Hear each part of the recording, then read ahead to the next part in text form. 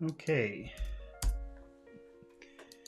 we are in the middle of Chapter 1 of Cambridge Ancient History, Volume 1, Chapter 1. This is not just going to be a straight reading of the material because I teach English and to non-native speakers, and for this reason, I would like to try to explain things in simpler terms. Actually, this book uses very complicated language to explain things. It was unexpectedly complicated to read. So I don't mind stopping and talking about things. So even if you're a native speaker, it's a good idea to kind of go over some of the things that they're talking about so that we can understand them clearly. Now, this first chapter that we're in the middle of, we're on page 13, is called Setting the Stage. And what it is talking about is the Earth, the geological shape of the Earth, really before humans. So there isn't much to explain because it's very descriptive.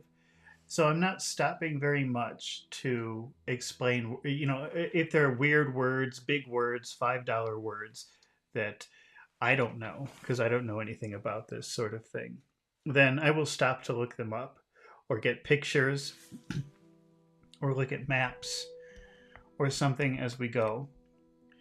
But I'm not trying to explain any of the complicated language yet because it's too descriptive. It's too hard to picture these things, even if English is your native language. So I'm skipping a lot of things. Hopefully, when we get to the story of people, which I hope is in the next chapter, then we'll talk more about, or we'll stop to consider more about what they're saying.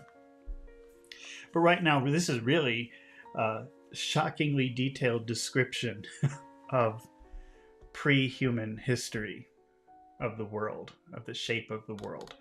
So let's continue reading. Let's see.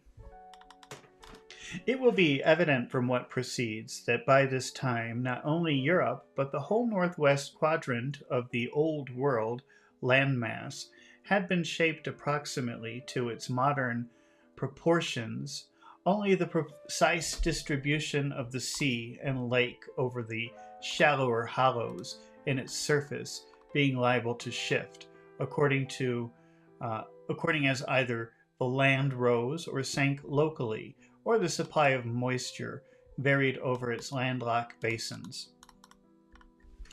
The broad features of this large group of regions and eventual home of the white races of man may therefore be summarized in modern geography, in modern geographical terms. Okay, see, it's pretty complicated, even for a native speaker to be reading. What are they trying to say here? By this time, by where we left off last time, most of maybe what we imagine, let's see, most of the world was shaped by distributions of water. Let's say that. And now I'm blurry. Let me fix my blurriness.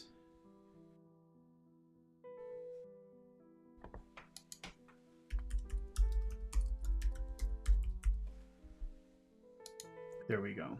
Okay.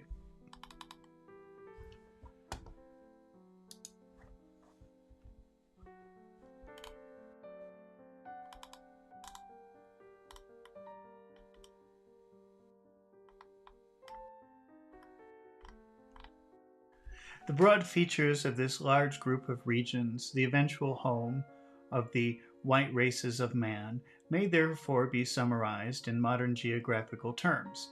It consists essentially of the alpine folded highland, whose structure and conformation we have been tracing, bounded both northward and southward by abrupt outward slopes, overlooking depressed but undisturbed and level forelands. When you see that word for, that means in the front. So forelands are lands in the front or in the forward part. Including within the folded region are numerous plateaux, more or less elevated and more or less buried under later sediments. And westward, where the alpine folds fade away towards the foreshores, remember fore means in front, so the shores in front, of the new Atlantic Ocean, and around the British remnants of Laurentia. Now detached, there is a continental shift of varying width and liable to moderate oscillations of level. Three main regions are therefore to be distinguished here. The highland zone itself, number one. Number two, its northern foreland, from the North Sea to the foothills of Tian Shan and Altai, and its southeastern half liable to be submerged as Sarmatian or Ponto-Caspian lakes. Three, its southern foreland from Morocco to Mesopotamia, continuous and undisturbed at a fairly high average level in latitudes, remote from the highland zone, more broken and depressed further north, till its fractured slabs sink beneath the waters of the Persian Gulf and the eastern Mediterranean. And the lake of southern Tunis, as already described, it is by no geological accident that the western Mediterranean basin lies north, not south of the Atlas folds. Within the highland zone, that is, not adjacent to it like the eastern basin. The later history of these three principal regions must be traced separately, if only because the altitude of the high zone has long been sufficient to give it a markedly cooler and moister climate than either of the flatlands, so that its greater rainfall has sculptured it very deeply and wrought upon its surface abrupt and complicated scenery of mountains and valleys, the varied rocks thus exposed, contributing directly and still more by their detritus. Okay, so here's a word that I think we better look up, which is detritus. What does that mean? Detritus. Waste or debris of any kind. So, garbage. They give an example. Streets filled with rubble and detritus. Similar words, gravel, sand, salt, and other materials produced by erosion. So maybe that's what they mean by detritus. Let's reread that for a minute and see. Just a second here.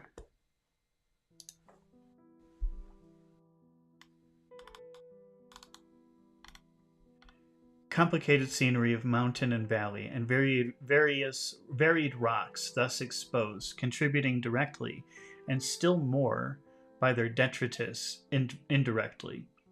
So I guess the little rocks are the little stones that fall, is what they mean by detritus here. Okay.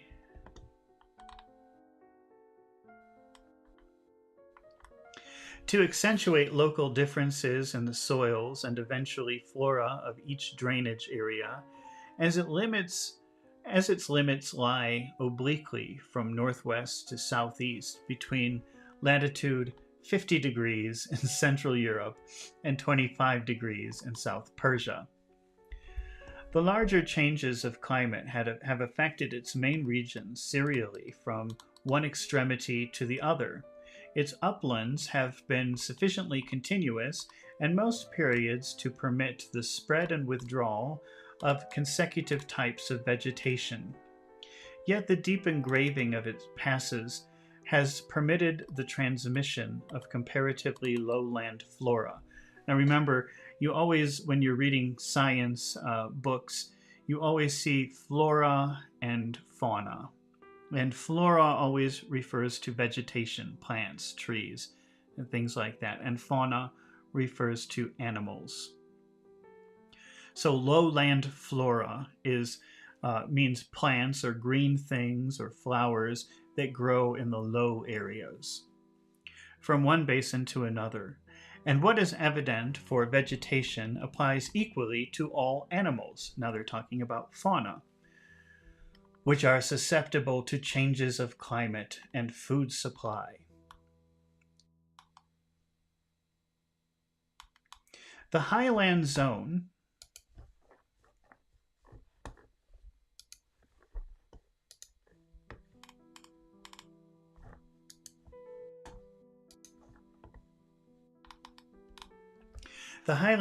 then may conveniently be regarded in its main characters as a single geographical region. Frequently and for long periods, it has been a promontory based on Central Asia. So remember, a promontory is a piece of land that goes out into the ocean. I wonder what the difference is between a promontory and a peninsula, because they seem very similar. Okay. Should we ask? Let's ask ChatGPT. Let me see. What is the difference?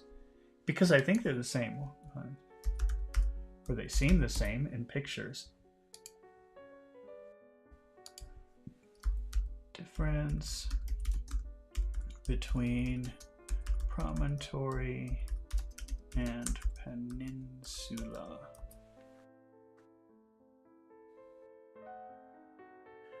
So it says a promontory and a peninsula both go out into the water, but they have distinct characteristics. So a promontory is high. It's a high point of land. So maybe there's a cliff or something. And yes, characterized by steep cliffs or slopes, cliffs on three sides, with the fourth side extending into the water. Promontories are often more focused on the elevate. So when they say promontory, that usually means that it's high. It's not at the sea level. And a peninsula is a landmass that is surrounded by water on three sides, but remains connected to the land. Peninsulas may have diverse topography, including plains, hills, and mountains. They can have a gentler slope. So when you use promontory, the emphasis is on height, because peninsulas can also be a little bit high. But I guess you just use that when you want to make the point that it's very high or very dramatic looking. Who knows? Okay. So let's see. The highland zone then may conveniently be regarded in its main characters as a single geographical region. Frequently and for long periods, it has been a promontory based on Central Asia or a long isthmus connecting the southern eastern continent with the wide and old land in the northwest. At all times, its upland conformation, moister climate, and denser forest vegetation have secluded it from the flatlands on either flank, insofar as there has been an interaction. So, what they're just saying is that this is a separate area, and it's very different from the lands that are flat down below. With what kind of animals are there, what kind of vegetation is there, and the amount of animals and vegetation was very different. So they're very distinct and different areas, apparently.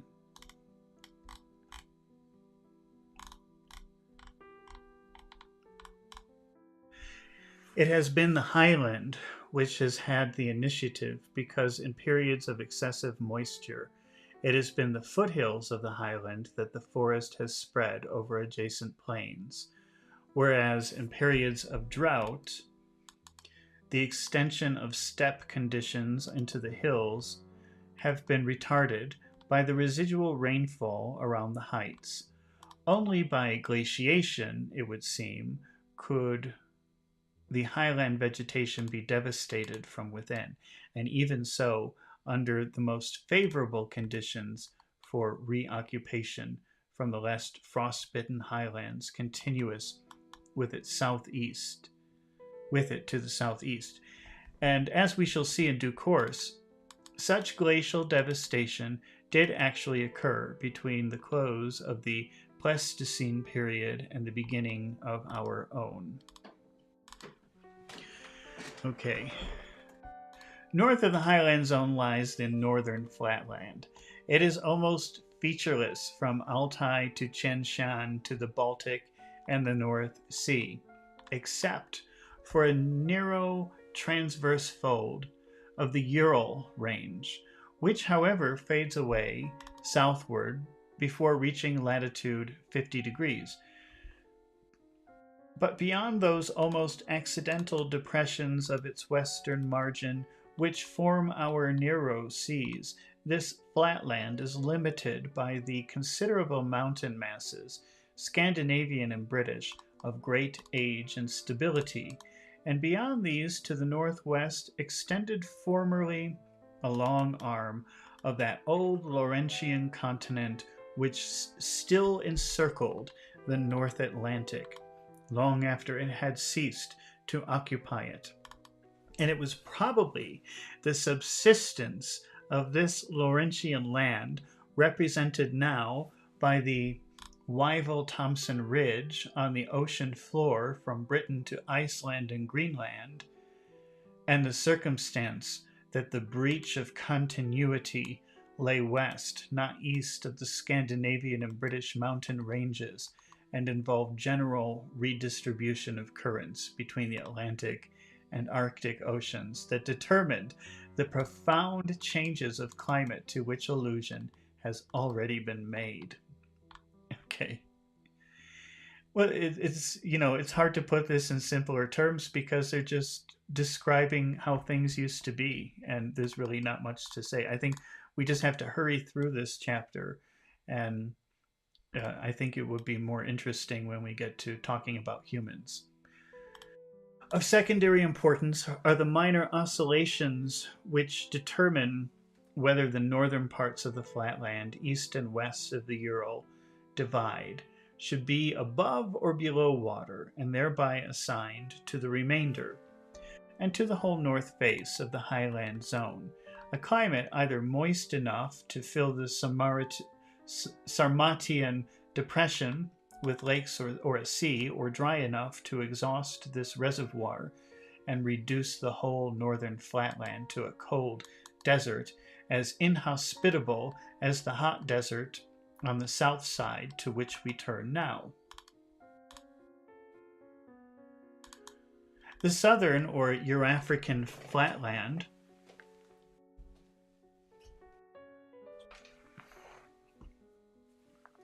is almost as simple in its main feature as the northern, and far more uniform in detail, as this region lies within the planetary trade wind belt and is devoid of abruptly folded ridges, which might precipitate rain.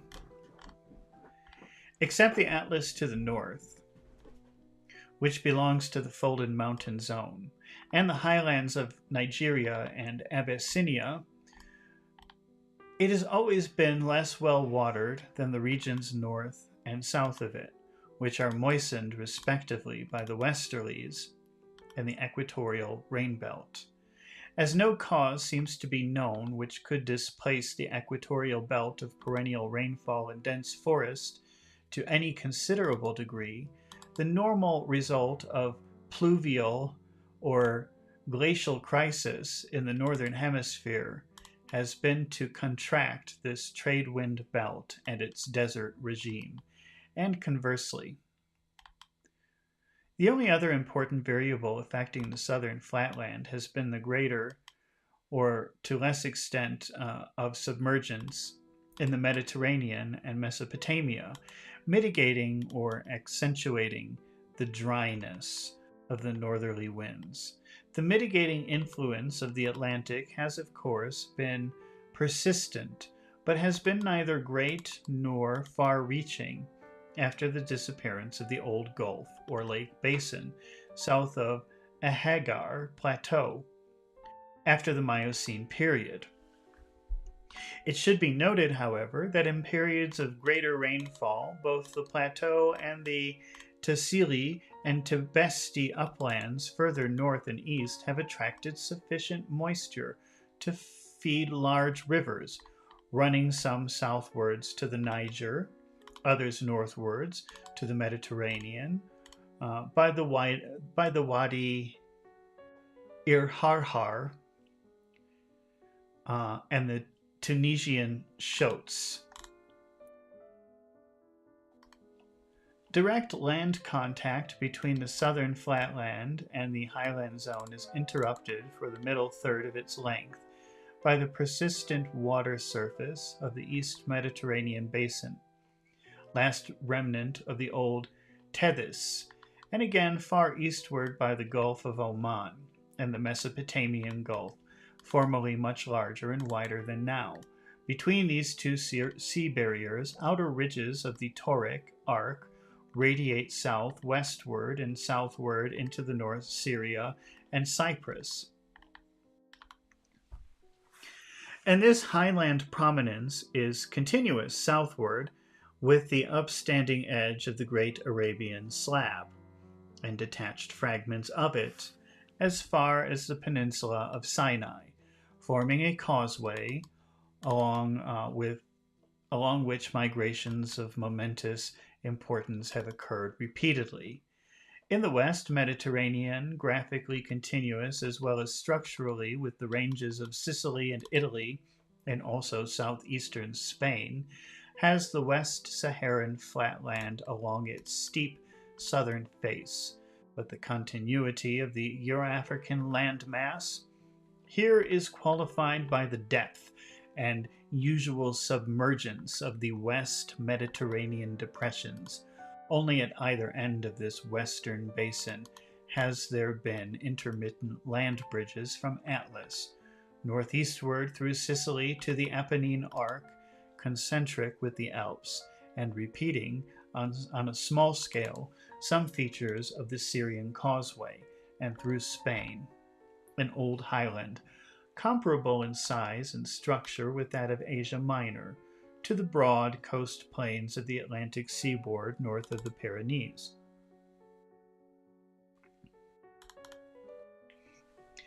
It results from these northward avenues of the southern flatland that there has been long intercourse between its inhabitants and those of the highland zone. At both ends of their long frontier, simple, marginal, and almost uniformly from north to south over the Syrian causeway, intermittent, complicated, oscillatory, and far-reaching in the Euro-African West. Such oscillations, and no less the general replacement of African by Arctic forms of life throughout the whole northwest of the Old World, were caused, or at all events greatly accelerated, in the Pleistocene period by the onset of a profound change of climate, very severely felt all over the new European subcontinent of Eurafrica. What is the Pleistocene period? Pleistocene period.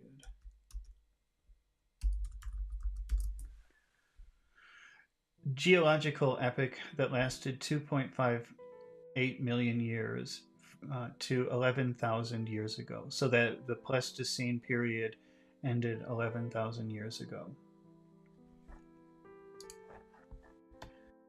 Okay, let's see.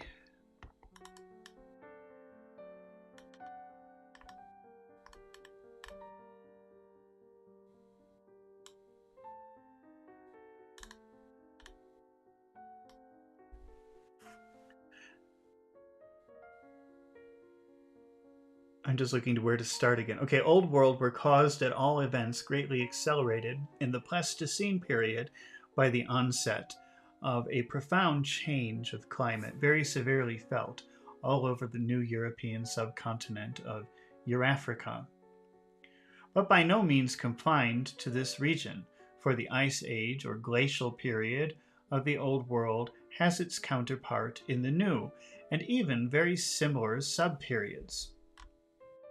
There have also been ice ages in the southern hemisphere, but there is no proof that they either coincided or alternated with those in the northern, and they had no known influence on mankind. With the northern and especially the European Ice Age, it was otherwise. So they're saying that these geological changes happened in the northern and southern hemisphere, but the changes in the southern hemisphere don't seem to have had any influence that they know of on humans. Okay. But the geological changes that happened in the northern hemisphere had a lot of changes, affected humans quite a bit. Okay. That the replacement of African occupants, on the other hand, as was gradual as it was due to the fact that the Ice Age was not continuous, but had its interglacial phases, which permitted African forms to return northward, and also allowed Asiatic species to move westward into Europe along the highland zone. And we shall see that this oscillation had profound significance for man. For if we compare the earliest known distributions of other primates with the actual distribution of either their modern representatives or the principal races of man, it has become clear, whereas that four-handed and also many of the four-footed members of this order of animals retained mainly arboreal habits. So arbor, that means tree. So these animals had arboreal habits. They lived or ate and slept in trees. Their lives were centered around trees. And consequently were withdrawn southward and eastward into Africa and Malaya. As the subtropical forests were restricted by the general change of climate, one intermediate variety, two-handed and two-footed, and thereby more able to accommodate itself to the accidents of life in the open, became so far master of its fate to outlast the forest and enter on a career of pedestrian adventure and manual exploration. Well, when you say pedestrian, that pede means foot, so walking on your feet. A career of pedestrian adventure, a career of walking on 2 feet is what they mean by that. They're talking about humans. And manual exploitation. Manual means hand. So manual exploitation means using your hands to do things. We do not yet know at what stage in the acclimatization of the parkland and grassland sequel of the retreating forest, this biped, so remember that ped means feet, biped means 2 feet. They're talking about humans or human-like creatures. This biped primate achieved 3 primary controls over its surroundings. Control over dead matter in the shape of boughs and stones. Boughs and stones, I guess tree boughs? Prolonging the reach and enhancing the force of its natural hand stroke. So using the branches of trees maybe and stones to maybe accomplish things is something that only humans or human-like creatures could do. And enhancing the force of its natural hand stroke. Hand stroke. Stroke is when you move your hand or your arm.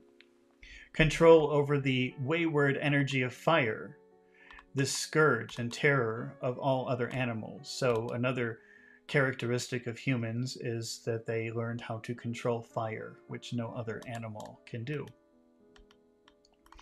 And therefore, not only comparative security against carnivorous animals, but control over the fund of sustenance and energy supplied by animal flesh.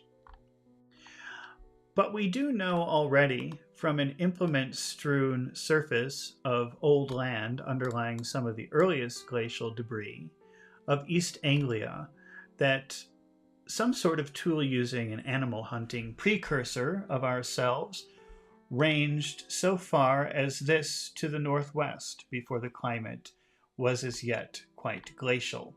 And from similar indications in the Nile gravels and on the surrounding desert, that subtropical drought restricted him as little as subarctic cold.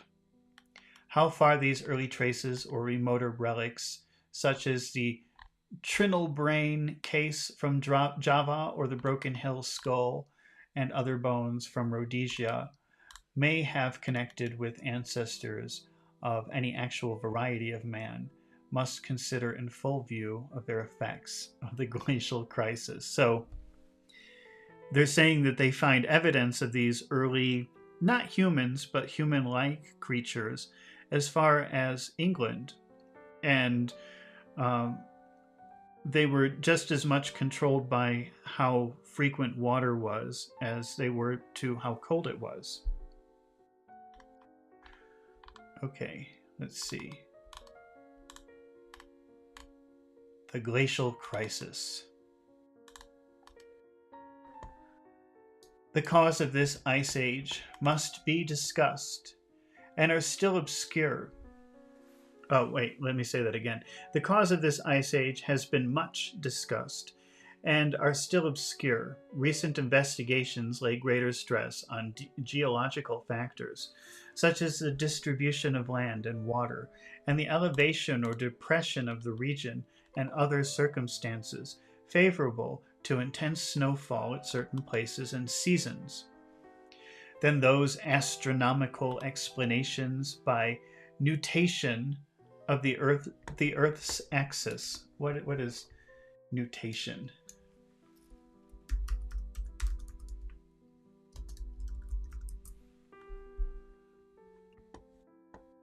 A periodic variation in the inclination of the axis of a rotating object. So the axis of the Earth is north and south, and sometimes it's like this, and sometimes it's like this, and I guess that is nutation.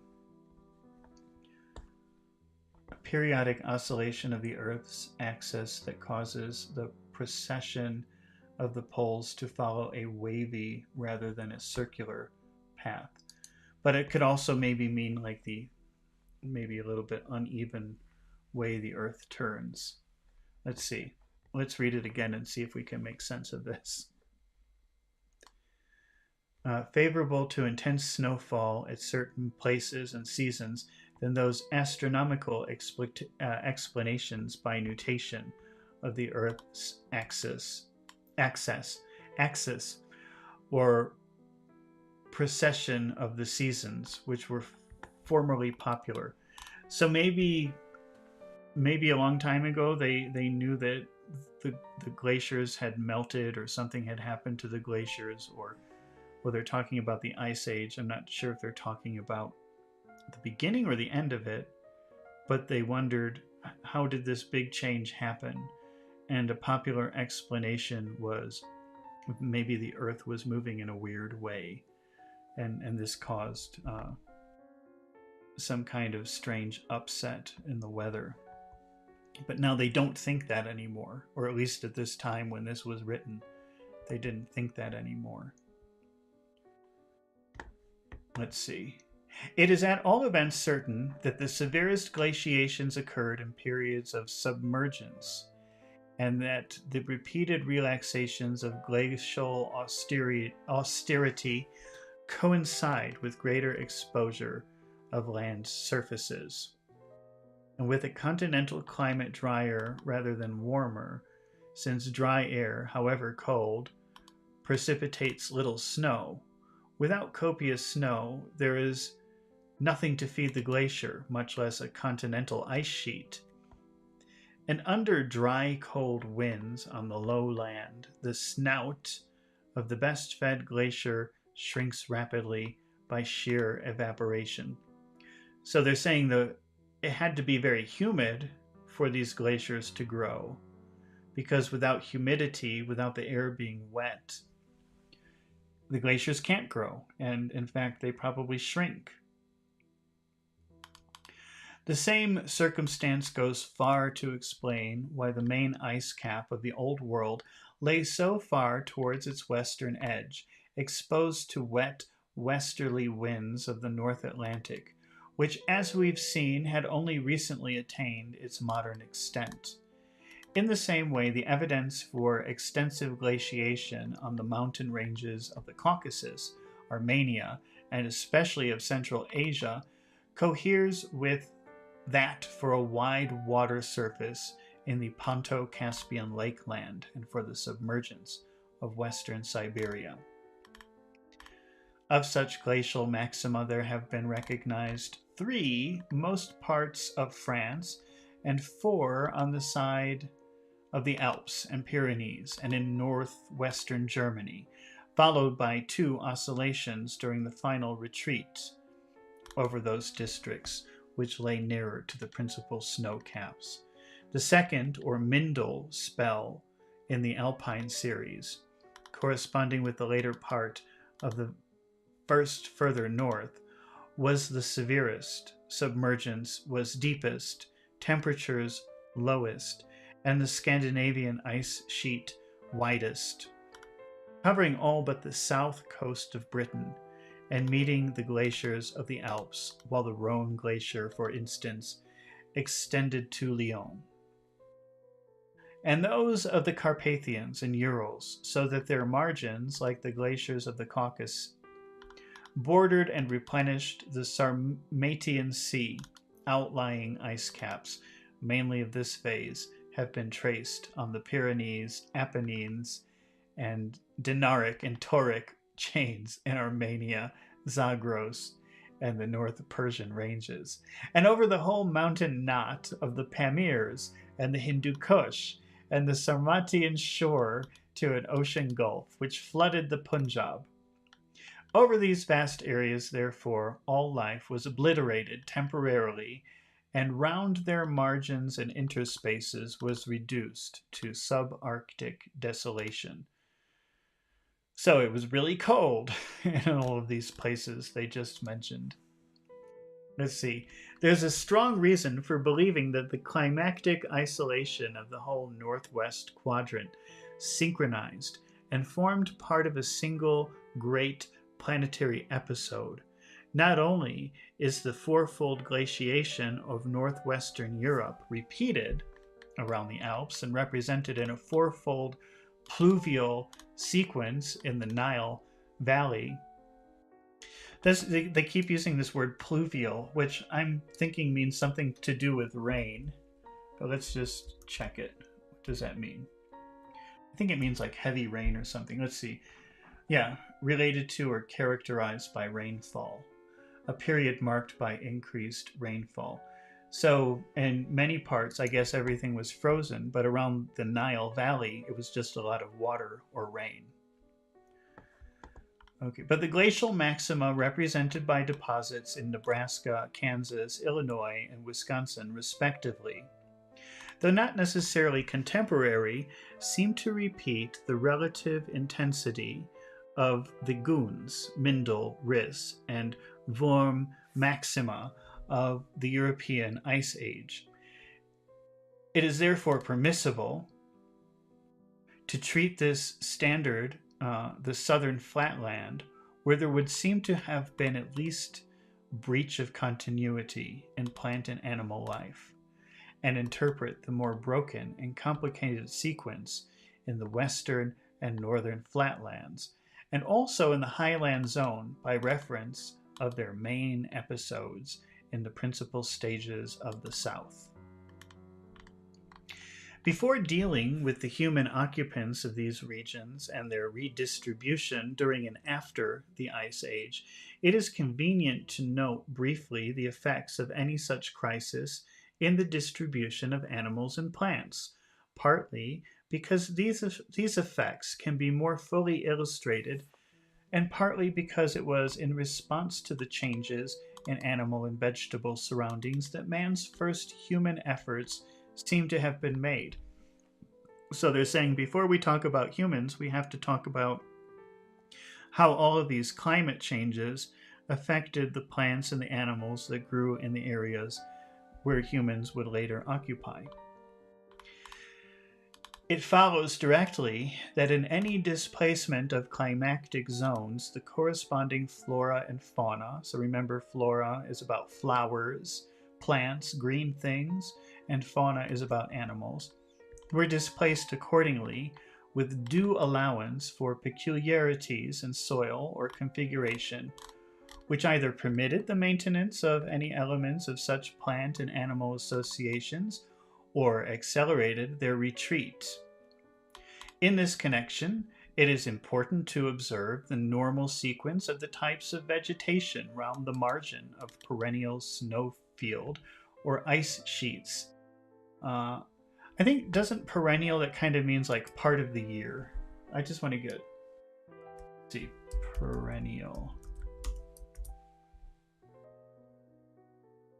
Oh, no, it means the opposite. It means like forever, continually happening. Oh, but maybe that means like seasonal. Let's see. What is the true meaning of perennial? Continuing without interruption. Constant, perpetual. Wait, let me see. What is a perennial plant?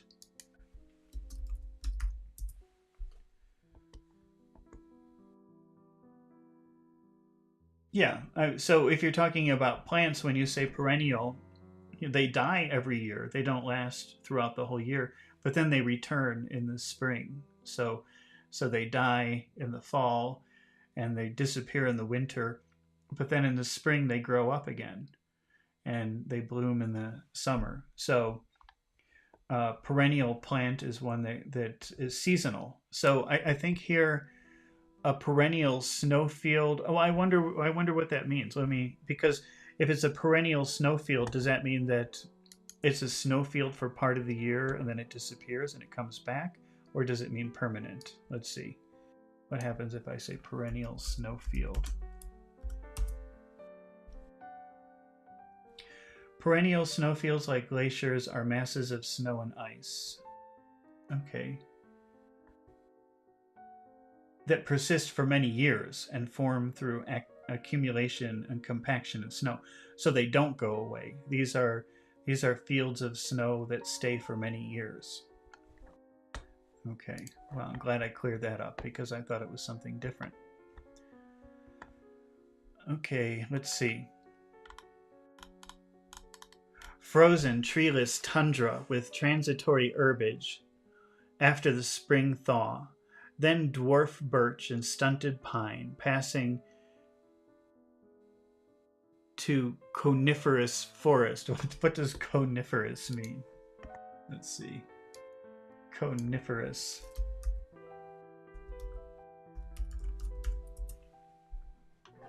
Oh, well, it just means cone-shaped, I guess. Yeah, so a coniferous tree is like a Christmas tree. It's shaped like a cone. Coniferous forest. And through this intermixed deciduous forest, oak, beech, and nut-bearing trees, such as chestnut and walnut predominating in succession. Forest, however, may be interrupted on soils unfavorable to trees by other types of vegetation. On, what is this word? Loess. I don't even know what that is. Let's see.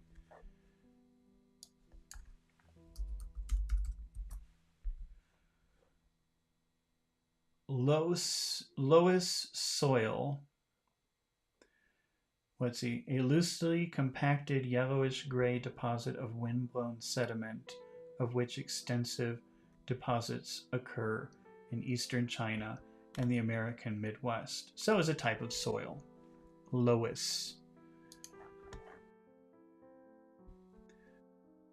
So trees, other types of vegetation on loess, representing ancient deposits of wind-blown dust from adjacent deserts by precarious steppe or grassland, on limestone, by the treeless turf of chalk downs or worlds, owing to the withdrawal of surface water by underground channels, on ancient and impervious rocks, especially where these adjoin a wind-swept seaboard. By the dry, bitter heather and gorse of moorland, marshland too, and the gravels of river valleys have their special plant associations, forming open glades between the forest, which clothe the higher ground. This normal sequence is, of course, retarded also locally by altitude, which increases rainfall and reduces mean temperature. Parnassus, for example, has spines above its olives and bay trees and alpine flowers above its pines. Okay, I'm just going to take a 1 minute break and I will be right back.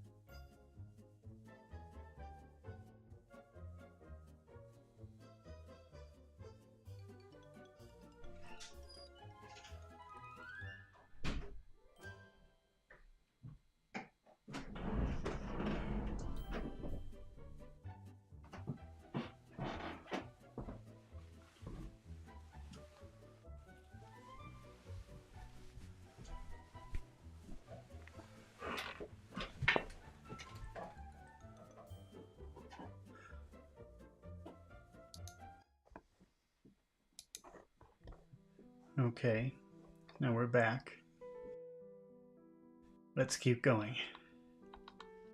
Further south, in the Mediterranean type of climate, with wet winter and rainless summer, deciduous trees give place to evergreens, and tall forests to thickets and shrubs.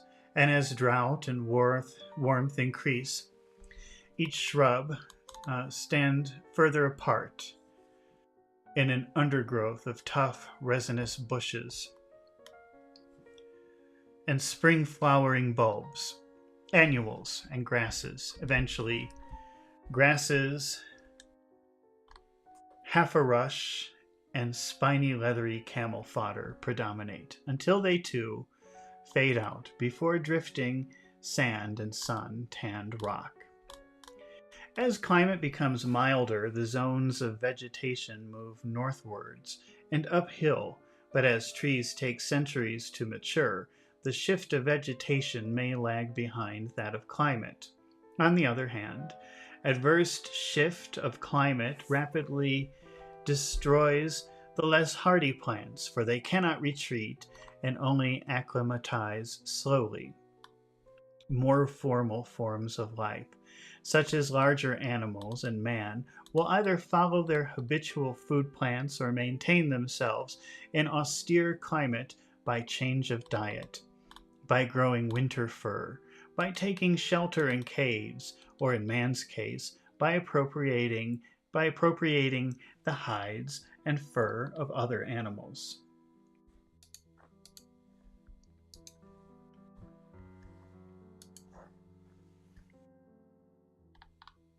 In an oscillating climate, therefore, such as that of the Ice Age, recurrent necessity offered exceptional stimulus and invention. It is man's inertia, rather than any initiative, his obstinate reluctance to abandon a mode of life once adopted, his recourse to any compromise, rather to endure the ills we have than to fly to others that we know not of. So they're saying that for humans, they didn't like to travel beyond certain points, and they preferred to stay in difficult areas where they knew how to deal with the difficulties than go into unknown areas where they didn't know what kind of problems they would find.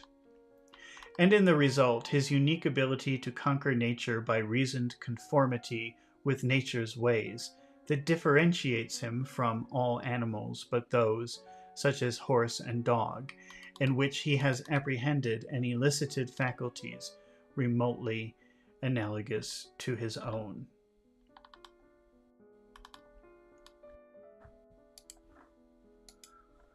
Okay, now we get to the principal human races.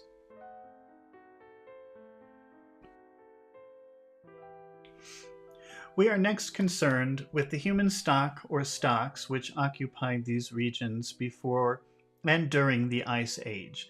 It has been noted already that the geological evidence points to prolonged geographical severance between the plateau of Central Asia, with their vast folded mountains and their eastward and northward forelands, including the whole of ancient Angara land, and all the westward prolongation of the folded zone, with its forelands, which we have been discussing.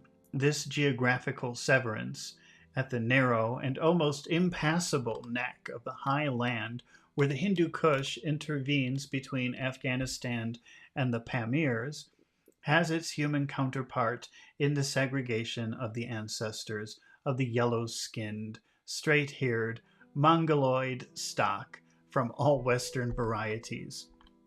For although anatomical evidence of its ancestry is not yet collected, enough is known, as we shall see, about the slowness of the development of human types, for example, in peninsular Europe, to justify that the belief that this ancient seclusion of Central and Eastern Asia lasted none too long for the differentiation of a kind of man so well marked physically and even mentally.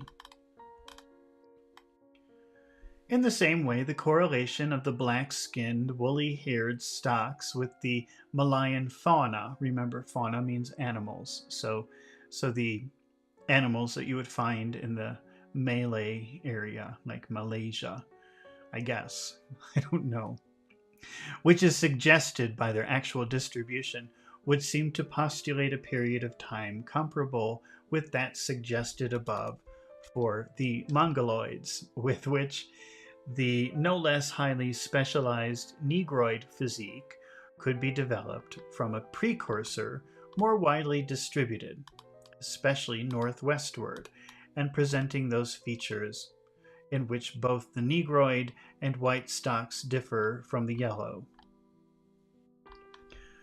On the northern slopes of the Asiatic core, the supply of moisture during the Ice Age brought the Altai glaciers down to 6,000 feet from sea level, far lower than than sufficed to close all avenues for Central Asia to the lowlands of Siberia and Turkestan. On the Himalayan side, monsoon winds from an Indian Ocean which covered the Punjab and Bengal, furnished snow more copious still, and moraines are found as low as 3,000 feet. What's a moraine? Let's see. Moraine. A mass of rocks or sediment carried down and deposited by a glacier, typical as ridges. Oh, well, let's find a picture.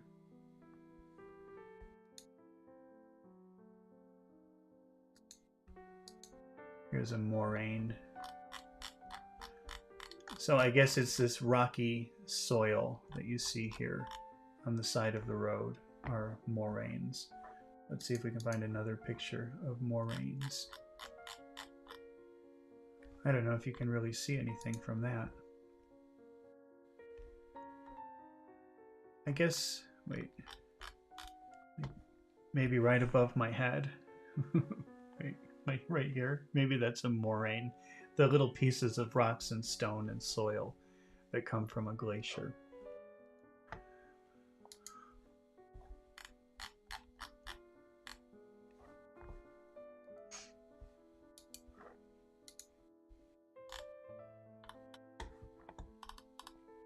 But though the comparatively narrow neck of the highland between the valleys of the Indus and Oxus was wholly beset by its ice cap, it is not necessary to suppose that within the great plateau of the Central Asia there was perennial snow.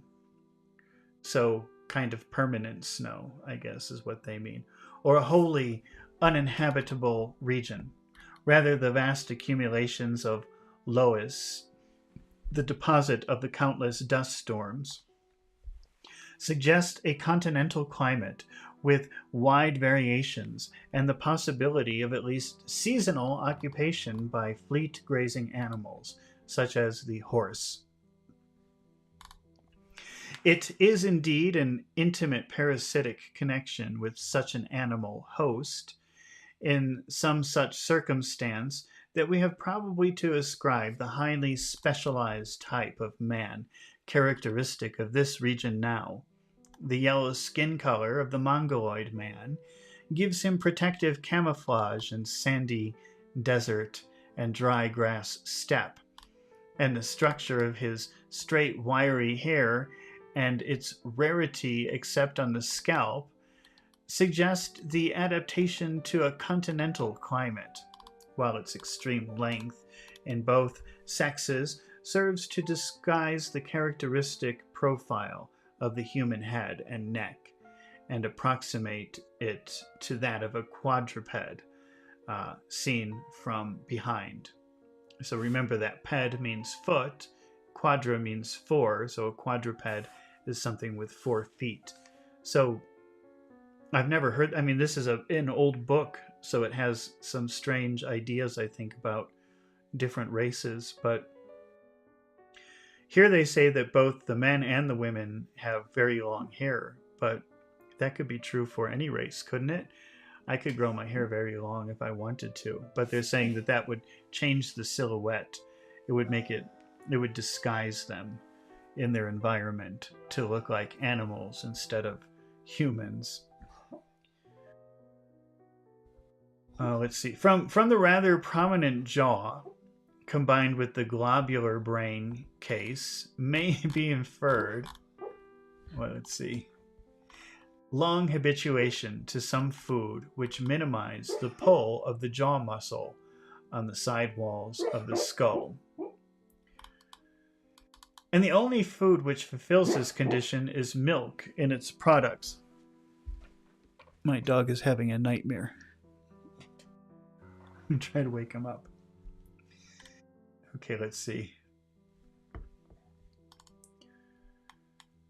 The only food which fulfills this condition is milk and its products, on which nomad Tartars still live almost exclusively. The absence of face hair, the short concave nose with spread nostrils, the peculiar infantile lips, the wide flat face and obliquely set eyes are adaptations we should expect if for ages this milk was absorbed direct from the udder. I wonder why they think that.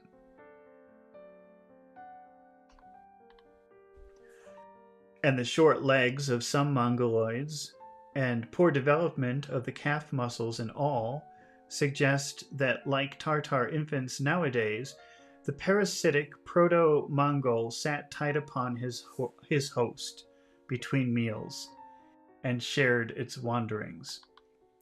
So I guess they're saying that there's a very close relationship to people from that part of Asia and horses, and always has been, so much so that it has shaped their bodies in a way.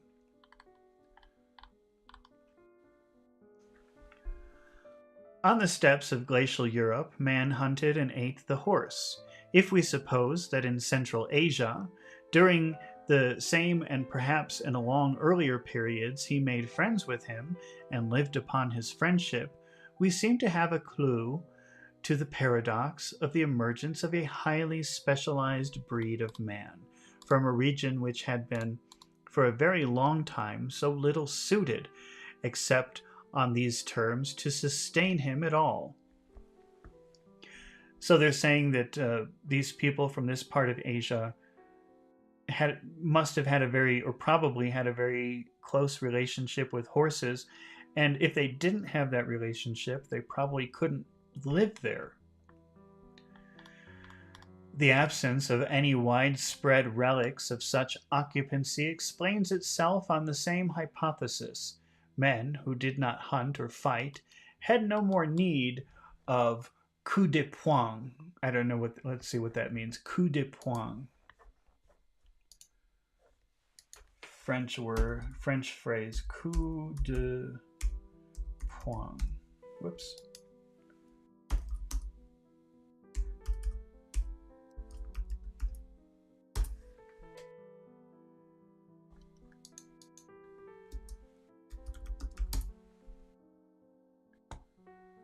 Coup de poing.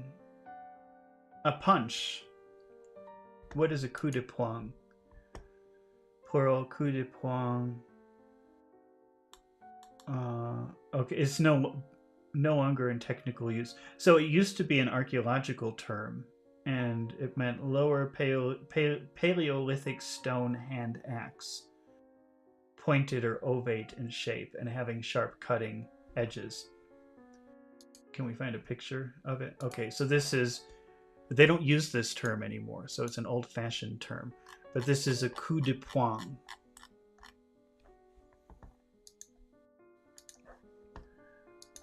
How did they use it here in the book? Let's see. Men who did not hunt or fight had no need of coup de poing, so they didn't need arrows. They didn't need these arrowheads. Then of a supraorbital ridges or a fighting jaw, such as characterized the Negroids or the Neanderthal type in glacial Europe, as they must travel with their animal hosts, or perish. So, if I understand what they're saying here, they're saying that you don't see the same type of characteristics on certain Asian people that you might find in other races, and the reason for that, they had softer features because they didn't need strong features to fight because they lived on their horses. I don't know. That sounds like what they're saying. Maybe I'm wrong. Let's see. As they must travel with their animal hosts or perish. So they are always on their horses or they would die. They never really had to fight people as much as they did in other parts of the world. They had no choice but to desert their ailing relatives when they fell behind, and interments, therefore, are not to be expected. So you don't find burials of family members. I guess they're saying they left when somebody died, they just left them there. Nor a group psychology which sets much value on human life or gives outlet to futile emotion. Almost inhuman in its normal apathy, the Mongol can display almost equine savagery when provoked by panic or ill usage. So they're saying that this type of Asian person could become shockingly violent or scary if they're pushed. Well, they really deduce a lot from very little, seems, evidence. Well, I wonder what the evidence is. I don't guess they don't mention it. Maybe later. This is a very, very long volume or very long series of volumes. So maybe they'll explain more why they think that later. The development of so peculiar a type of presupposes not only a large continuous region of appropriate physique, but also complete seclusion. The high plateau had supplied the former for a very long time, since Loess land is so inhospitable to trees or shrubs that wide oscillations of climate only affect the density of its vegetation without changing the quality. Seclusion has been assured by the great altitude of these plateaux, the ruggedness of the surrounding ranges, and the dense rainforest of their monsoon-swept outward slopes. While, therefore, it has been exceptionally difficult for alien folk to intrude, it has been relatively easy for Mongol man to emerge on one of two conditions: either that he parts company with his milk-giving host and takes to hunting, as has happened in the northeast, or to agriculture, as in the southeast of Asia, or else, if he is to retain his nomad pastoral habits, he must wait till the climate has become so dry that there are clearings of grassland through the forest belt. Even then, he can only proceed so far as he finds grassland still in front of him, and this has only happened at 2 points: to the west through the great avenue between Altai and Tian Shan, and the northeast down the valley of the Huang Ho. And even here it has only happened far on the post-glacial time. It would be beyond the plan of this chapter to discuss in detail the subsequent spread of Mongoloid man through the Asiatic foreshores of his plateau home. But his western and northwestern expansion has so profoundly influenced the course of history in the modern world that it is necessary to trace at least the outlines of them, so far as they can be recognized, and also to make quite clear their upward limits in time, which appear to be very narrow.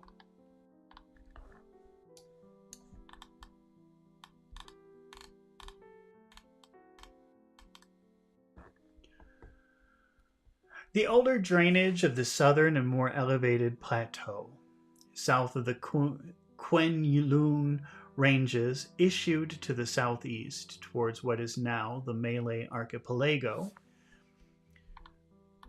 But the Brahmaputra, cutting back through the eastern Himalayas, where they have been intersected by the Great Malayan Folds, has captured the southernmost of these drainage areas.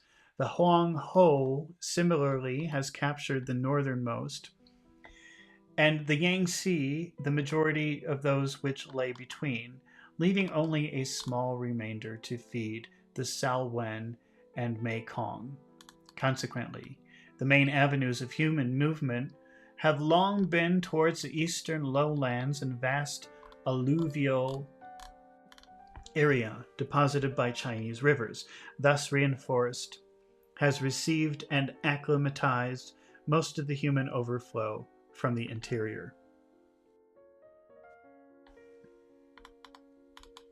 From the northern area and less elevated plateau of Mongolia, however, the older drainage was mainly northeastward, and here, owing to the conformation of the eastern arcs, the eventual recipients have long been, on the one hand, the Amur, and on the other, the northward flowing Lena and Yenisei.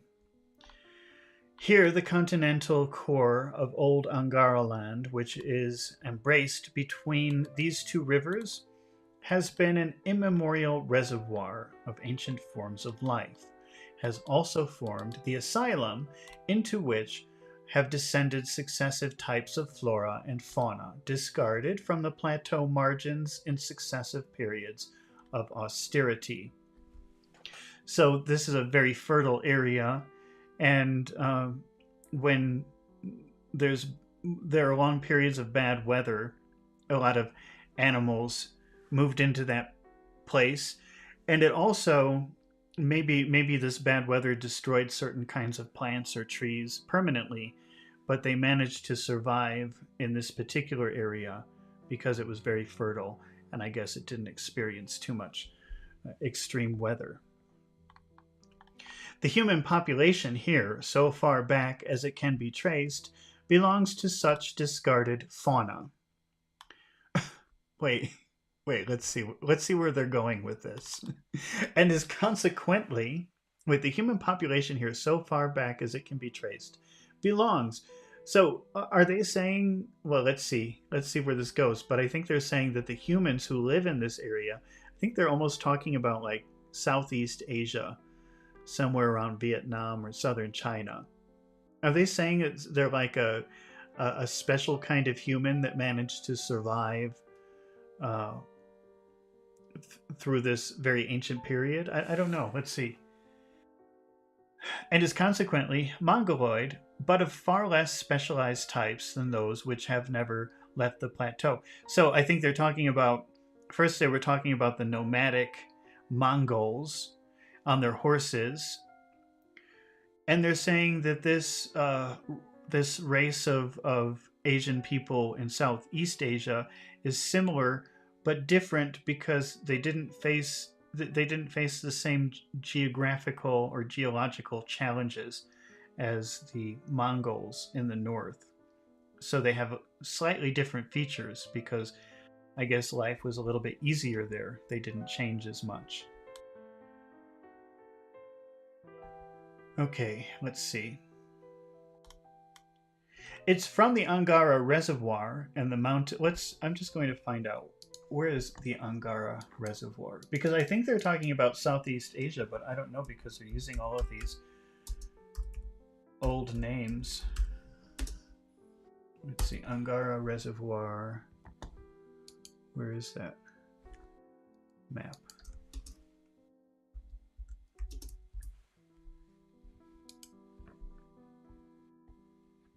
Oh, I'm way off. If this is the right place. I thought they were talking about Southeast Asia, but it seems like they're talking about Siberia.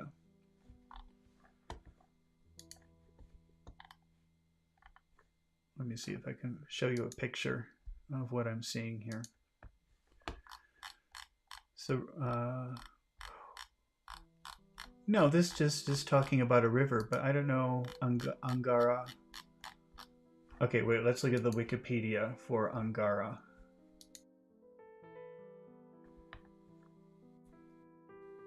Is a major river in Siberia. Yeah, so I guess I thought they were talking about Southeast Asia, but I mean, they're talking about Mongolia, but now they're talking about something further, I guess, something further east. I thought they were going south. Nope. Okay, let's see here.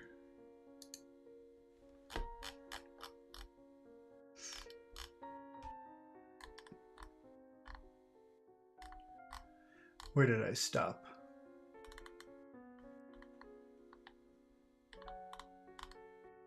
It is from this Angara Reservoir and the mountain arcs which prolong the north margin of the plateau and encircle them eastwards that the whole northeastern promontory of Asia has received its human population, and similar types, essentially yellow-skinned and straight-haired, have passed on through it to Alaska and the New World. Westward, the long-continued submergence of the Siberian lowland from the Yenisei and the Urals prevented all expansion until very recent times, and the present belts of tundra and forest vegetation are post-glacial, as far west as the longitude of Moscow.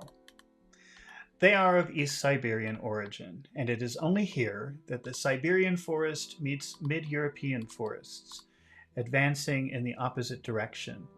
So there is overlap of competing species, with a slight balance of advantage on the side of the eastern types. The importance of this is that with the forest and its animals, man has spread also from east as from west, coalescing in the same longitude as the species of trees. So they're saying, just like you can kind of plot the geography from vegetation, and somewhere in Russia, eastern types of trees and plants meets western types of trees and plants, and you can also see this change in humans. That's how I'm interpreting it. That's what I think they're saying. And overall, and above the disputable evidence of hybrid physique around the line of coalescence, the Mongolian antecedents of all groups east of that line are betrayed by the fact that they have the reindeer domesticated and do not hunt it, as redskins do. Oh no, redskins. And as did the men of the glacial west, so long as wild reindeer survived there. So they're saying you can even see the characteristics in people's faces that this mix of sort of west and east, but also in their customs that they domesticated the reindeer. Certain Asian populations domesticated the reindeer, and they don't hunt them or eat them. They use them for other. I wonder what other purposes they could use them for. Quite distinct from all of this and representing a very much later phase of redistribution is the exodus from the western gate of Mongolia. Here, at latitude 45 degrees, at the roughly parallel ranges of Altai and Tian Shan stand on average 200 miles apart. The descent by this avenue onto the Kyrgyz steppe is easy and manifold. And the headwaters of the Irtysh have already cut back into the plateau, and an earlier affluent or Sarmatian sea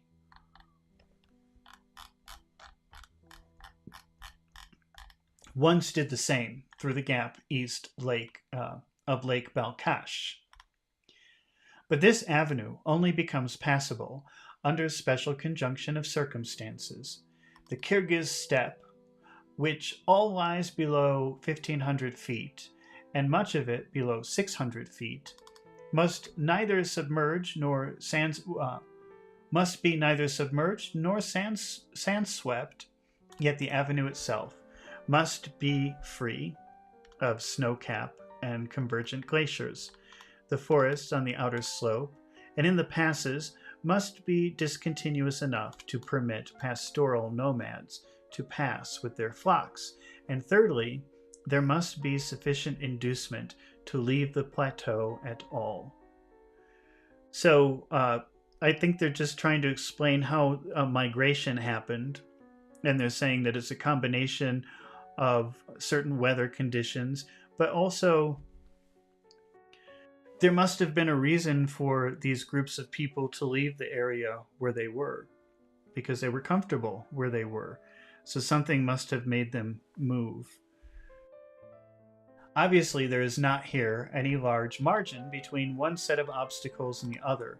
Moreover, except when the Sarmatian seafloor is exposed, the Kyrgyz steppe itself leads only to the Urals, where progress is barred, again, by forest. It is intelligible, therefore, that over long periods this western avenue was not open for man. Or, if traversed at all, it served rather to admit western hunters from the steppes or foresters along the foothills than to let out the pastorals of the high plateau. And the actual mixture of races all along this edge of the plateau suggests that for a long time and very widely, it was the West that was the aggressor, as indeed its cultures would lead us to suspect. This summary outline is enough to show what seems to have been going on in the Asiatic continent, which bounds northwest quadrant on the east. Its significance is that so far as can be seen, High Asia and its characteristic type of man remained utterly secluded from the northwest quadrant until post-glacial time, and may be quite left out of history. Okay, so I think they're just saying that certain groups of Asians are very unique because they didn't have much opportunity or reason to mix with other people. It seems to be what they're saying. Maybe I'm reading that wrong. That's what it sounds like to me. Okay, let's see. We have to deal with the African region, which adjoins it on the south.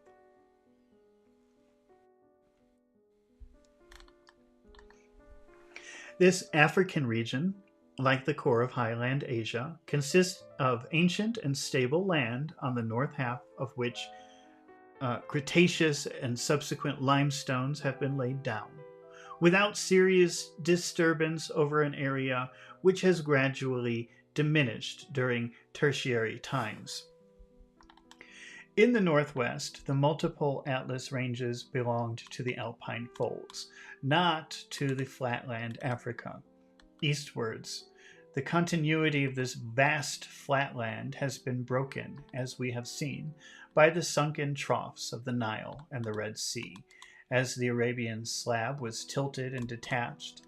Similar depression and tilting in the front of the Tauric and Dinaric arcs submerged successive long strips of north margin to the Mediterranean seafloor.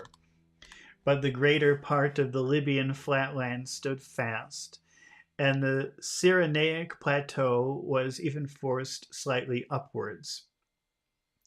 Here there has been oscillation, even within historic times, for the harbor of ancient Leptis is high and dry now, whereas the Cyrene and sea have invaded the Greek theater. With no barriers due to configuration, the distribution of plants and animals over this large area closely follows the climate. Equatorial rainfall, resulting as it does from the general atmospheric circulation, may confidently be assumed as a permanent factor of strictly limited range, and has probably never extended much farther north than the latitude of 20 degrees. I just wanted to see what location that is, 20 degrees latitude. So they're talking about Africa, and they're saying that rainfall was never, or reliable rainfall was never very common above, let's see, latitude 20. Oh no, it's the name of a book or something, so I'm getting book cover pictures. 20th parallel north. Wait, let's see if we can find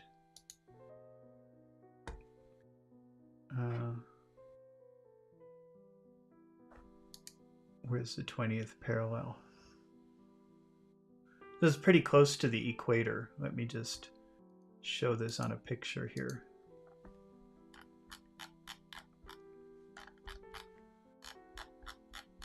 So the equator is 0, and then we've got 30, which is kind of the border of the U.S. and Mexico. So 20 is kind of in the middle here, which makes sense. I mean, that's really, if you look at a map of Africa, that's kind of where the Sahara Desert starts. So they're saying that reliable rainfall never really happened above this area. Well, that's funny, because I thought that I saw somewhere that they were talking about how, well, I don't know where I read this, but there used to be a lot of vegetation and things in the Sahara Desert. It wasn't always like that. Maybe this is new information, because this book is over 100 years old. Maybe they have new information now.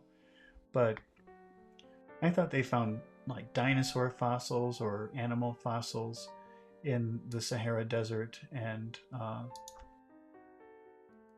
for that reason they say that the climate has changed there. But I don't know. Maybe that's a false memory. Okay, let's see. But that makes sense. So they're saying, let's read that again. It said,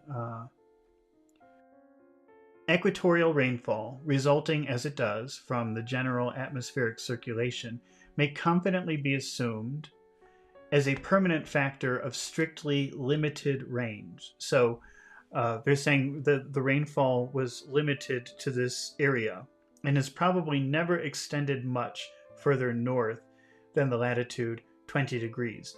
So, which is where the Sahara Desert starts. So they're saying there never was really much rain above the 20th parallel.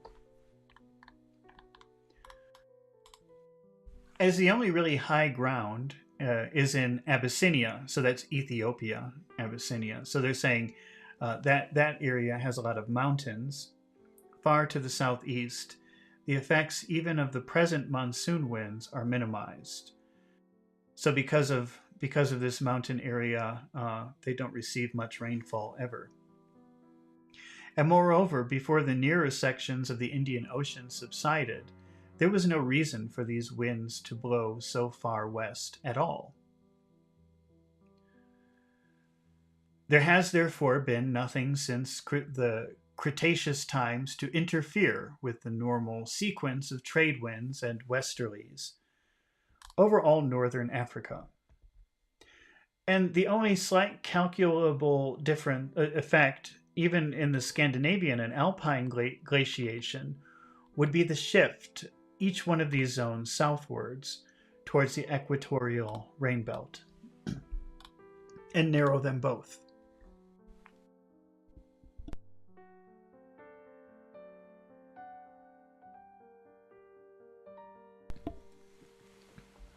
Okay, let's see.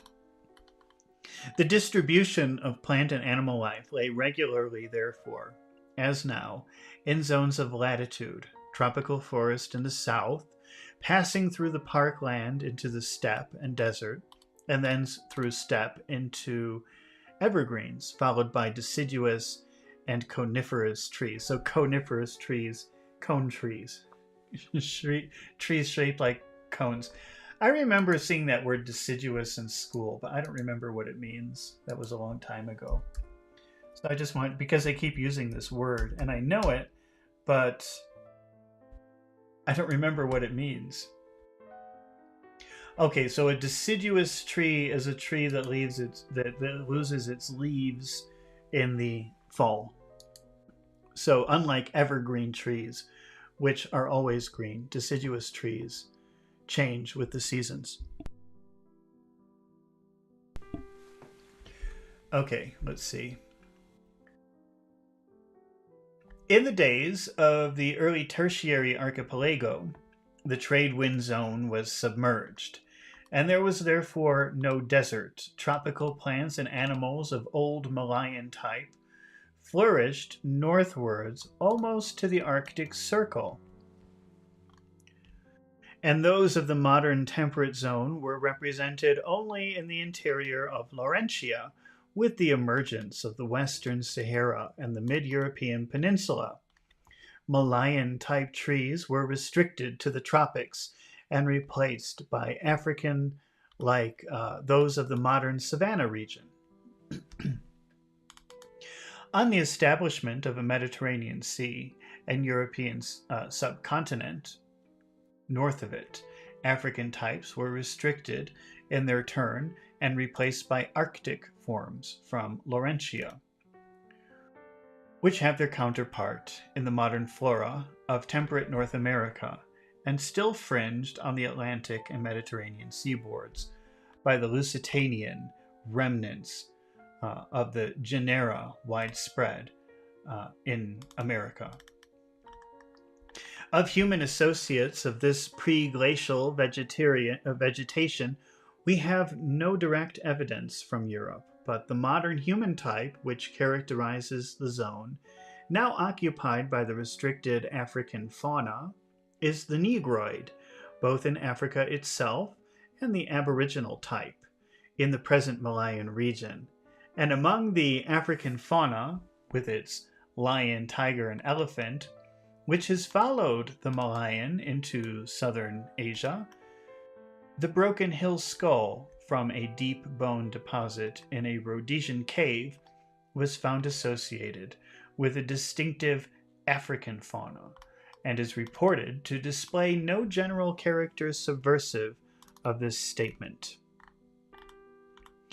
But here a distinction must be made among the vast majority of African, that is to say, Negro men. The prominent carnivorous-looking jaw is accompanied by a markedly long-shaped skull, giving purchase to the powerful jaw muscles and itself compressed by them. This is like the deeper blackness of the skin. Has been commonly regarded as a special adaptation of African zoological conditions. for other types survive isolated, not only in the heart of equatorial Africa and of the Malayan region, but so far to the south where the edges of the Negro land reach the Limpopo swamps and the Kalahari Desert, types which, though generally negroid, are abnormally small stature, inclined to, what is this word? Statophagy? Let's see. Statophagy. Statophagy. Accumulation of large amount of fat on the buttocks. That's how do you pronounce that? Statophagus. Wait, let's see. Do they have something to pronounce it? Let's see. Steatopygia. Oh, steatopygia. Steatopygus. Steatopygus. Steatophagic. Steatophagic. That means you have a big butt. Okay. Let's see. Let's read this again. Limpopo swamps and Kalahari Desert, types which, though generally negroid, of abnormally small stature, inclined to statophagy. So, and they even explain it, an abnormal development of superficial fat, especially among women. And general hairiness, with a yellowish or leathery tinge in their blackness, and a far less long-shaped head than either the standard Negroes of Africa or their Malayan counterpart in Melanesia. The trans-Malayan counterpart of the Bushmen, Valpens, and Strandloopers of South Africa is now easily recognizable in the Tasmanians. That these types are ancient and that they were already associated with the African fauna before it disappeared from Europe is rendered probable, first by the occurrence of negroid individuals along with northwestern or Euro-African races in Paleolithic deposits at Mentone, and in carvings Paleolithic and later by the survival of a pygmy type into early Neolithic times at Schaffhausen. By the frequent steatophagy, well, I'm glad I looked that up and now I know what it means, of late Paleolithic and also Neolithic statuettes, by the representation of similar types of Neolithic Egypt, and by other traces as far wider distribution than now in Africa itself. Besides the very long head of the standard Negro type, other characteristics such as high stature and great physical strength, the more purely black pigment, the woolly scalp, the lack of body hair, and the prominent heel and slender calf, and the everted lips, may be regarded, like more striking peculiarities of the Mongol type, as secondary adaptations to a highly special regime. In this case, the tropical rainforest, during the restriction of the African fauna to its eventual range south of the desert belt, analogous local adaptations of a generally African type associated in the geographical range with survivals of an African fauna, may be regarded as sufficiently accounting for the oceanic Negroes, for the Negroid Dravidian survivals in southern India and beyond. Now there's a footnote here. What is it referring to? I didn't notice one earlier. Oh, I don't see it. Well, let's just read the footnote. There are no doubt other factors to be taken into account in those correlations, such as the build of the skull base and the spinal column. All that is attempted here is to illustrate analogies which might be multiplied between remoter races of the two regions in question. Okay. For the ancient descriptions of Asiatic Ethiopians in Mekran and the extreme south of Arabia, around the margin, that is, of the sunken regions of the Indo-Africa, and for the curious survival in the Mediterranean, and even in France and Britain, of types which combine certain characteristics of Negro and of white man without any of the common marks of the half-breed. Oh boy, they couldn't publish this book today. Okay, let's see. If an anthropologist were required to indicate an extant type of man to illustrate such common characters, he would choose the widespread and loosely interconnected group which includes the aboriginal elements of the population of Ceylon, that's Sri Lanka, and the peninsular India, and a long series of remnants further west through southern Persia and parts of southern Arabia, merging in the dark-colored and slightly slighter-built elements of the mixed Hamitic populations of northeastern Africa, and in the superficially similar strain which is perceptible among the outcasts and derelicts of the Mediterranean region, and recurs as far afield as the British Isles, though here there are few precise observations yet.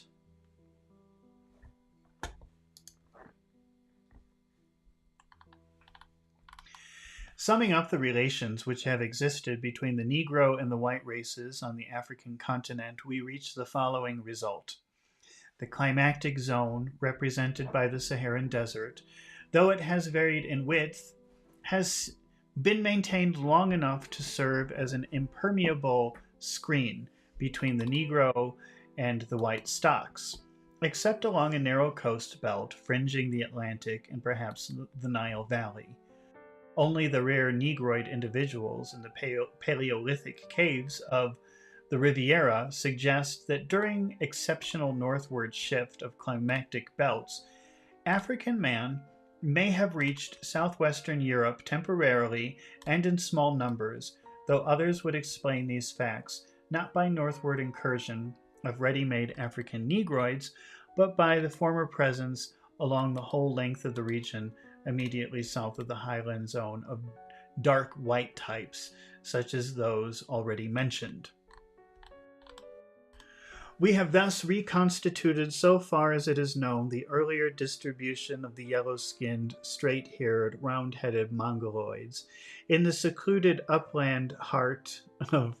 I just wanted to read about ancient Egypt. What are we doing here? Okay, let's see. Heart of Asia, of the black-skinned, woolly-haired, and long-headed Negroes of Indo-African antecedents, and of the very indeterminate group of varieties which range from the Dravidian and other dark white stocks to the poor whites of the Near East and Mediterranean, having associated the peculiarities of their physical build with the prevalence of geographical conditions likely to give rise to them. We turn to more complicated problems presented by the so-called white race of the Northwest Quadrant.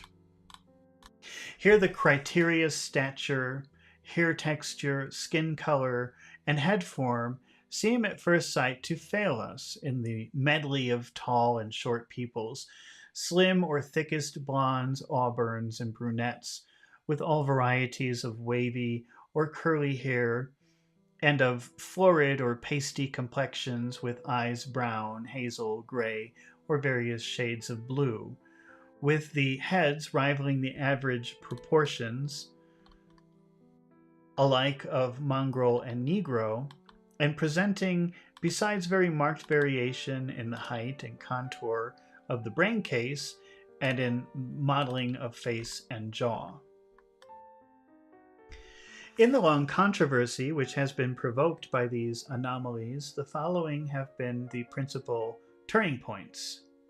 Blumenbach selected a Georgian type from the Caucasus to illustrate what he regarded as the embodiment of the qualities of the white race as a whole, and gave to the group a name the full appropriateness of which is appreciated only when it is realized what a medley of men is harbored in the Caucasus itself. Huxley insisted on the importance of the varieties of skin and hair and distinguished within the whole group a blonde and a brunette section. Sergi recognized a closer structural relationship between the long-headed brunettes of the Mediterranean and the long-headed blondes of the Baltic shores than between either of these and the broad-headed men of the Alpine zone. Bogdanov proved that the long-headed people of the Neolithic Russia and western Siberia belonged to the Baltic or Nordic type, not to the Mediterranean type, as Sergi had supposed, and were to be classed as blondes. Lapouge realized that the broad-headed strains distributed through the mountain zone of Central Europe over an area tapering somewhat from east to west and extending beyond this zone far into western Russia, into the Netherlands and Denmark, and into the south and east of Britain, originated not by local adaptation of various longer-headed peoples to highland altitudes or other geographical conditions, but by the intrusion of a fresh alpine race, anatomically distinct in its general build as well as its characteristic head form. Ripley associated this European alpine type with a great mass of even broader-headed varieties which occupy Asia Minor and the mountain zone eastward as far as the Pamirs. Denneker discriminated within this broad-headed complex at least three brunette subtypes. The short, thickest Cevenol of central France and Savoy. The tall, I wonder if we can find pictures of this. I'm just curious what all this means. Let's see, Cevenol. Cevenol. Is that just like a place name or something? Yeah, I guess it's a place. Okay, I guess it's a place maybe in France, but what if I say Cevenol head?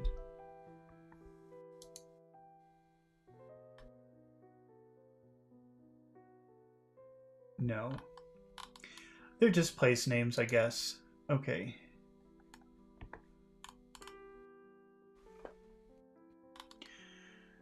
The short, thickest Cevenol of central France and Savoy, the tall, well-proportioned Dinaric type of Dalmatia and Albania, and the very peculiar Armenoids of Asia Minor with their heads abruptly flattened behind, to which it was an easy corollary that the blonde Alpines of northeastern Europe had arisen by interbreeding with Nordic blondes, and his littoral or Atlantic types by similar interbreeding with Mediterranean brunettes.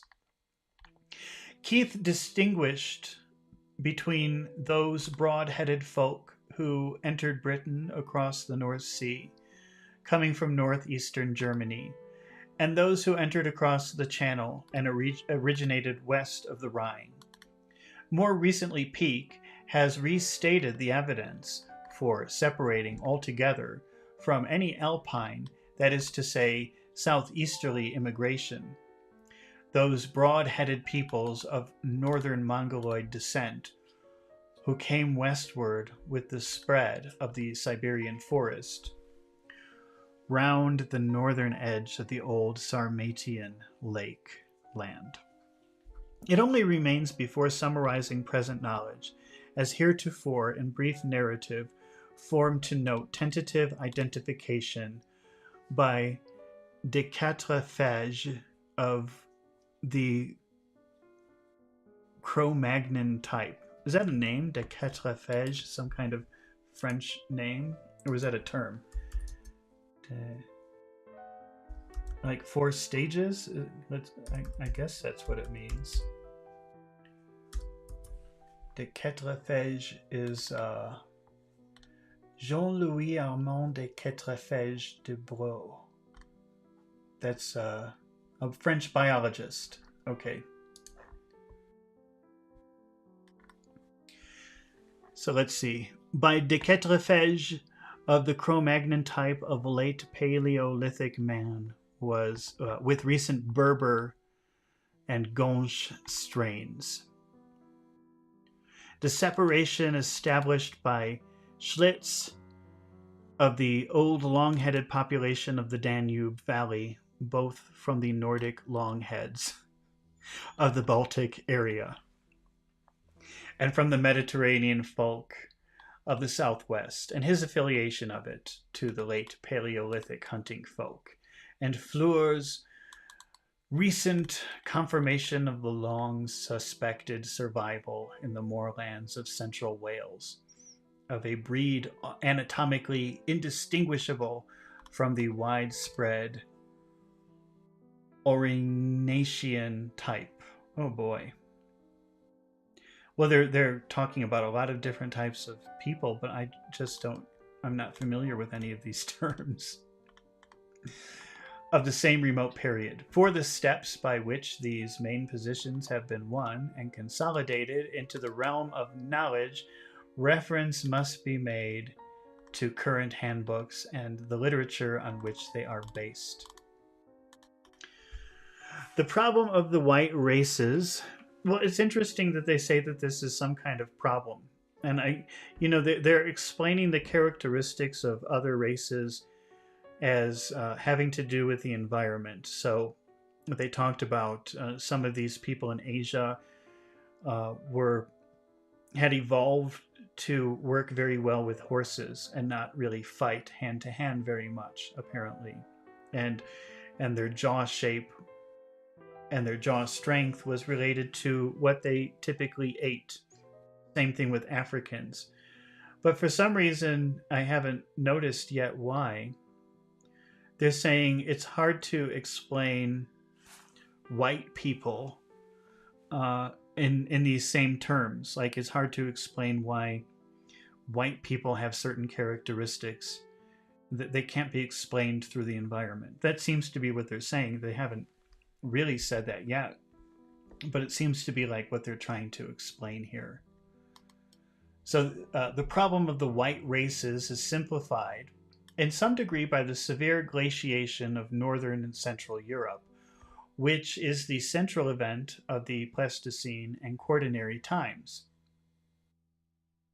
Since the origin of the modern population of the glaciated regions is to be sought not in any general survival of earlier kinds of man within them, but in their reoccupation by plants, animals, and men alike from unglaciated areas.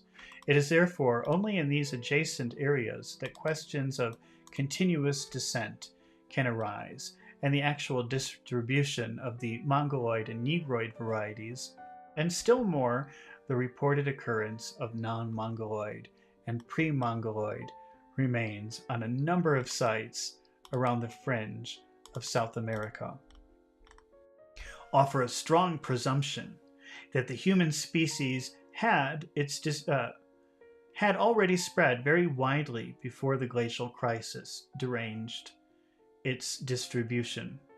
The close association of Negroid survivals with the discontinuous African fauna makes it certain. Close association of Negroid survivals with the discontinuous African fauna makes it certain. So I think they're saying they find people with African features in parts of the world where you don't really find African plants anymore. At some point, maybe the weather or the earth changed and destroyed those kind of plants, but the people who moved along with those plants survived. I think that's what they're saying. That's how I'm interpreting it. Let's see. As we've seen, that man accompanied this fauna before. Yes, so they're saying that as you see these plants and animals move or migrate, you also see human type animals migrating with them. So, but even after those plants or those animals disappeared, the humans remained, or the human-like creatures remained. And probable that he was associated with it when it still was in full occupation in the northwest quadrant. Human remains do in fact occur with those of African animals in numerous European deposits, belonging to fairly early phases of the Ice Age and later, and better attested varieties of eoliths. What is an eolith? I think I looked that up last time, but I don't remember. Yeah, I did look it up before, but I don't remember what it is. An eolith, roughly chipped flint found in tertiary strata. So like an arrowhead. An arrowhead, that's an eolith. Or something like it. Okay. Where did I stop? Okay, well, I'll just start. So, and the latter better attested varieties of eoliths belonging to phases not long antecedent would be accepted by many people as evidence of tool-using mode of life, if there were found contemporary traces of men who might have used them. In any case, the Chilean types of implements, Chilean, now I have to look that up. I'm not even sure how to pronounce that. Let's see, Chilean. Chilean archaeology, former term of Abyvilian. Former term. So I guess it's not something that they use anymore. They use Abyvilian now. But how do you say it? Oh, Chilean. Chilean. Chilean. Chilean. Chilean. Some archaeology term, I guess, that they don't even use anymore. Chilean types of implements, which are contemporary with the earliest human remains, are clearly not by any means primitive, but presuppose much experience in the improvement of handy stones. So on page 56, maybe they will show a picture or something like that. All right, before we continue, I'm just going to take a 1-minute break. I will be right back.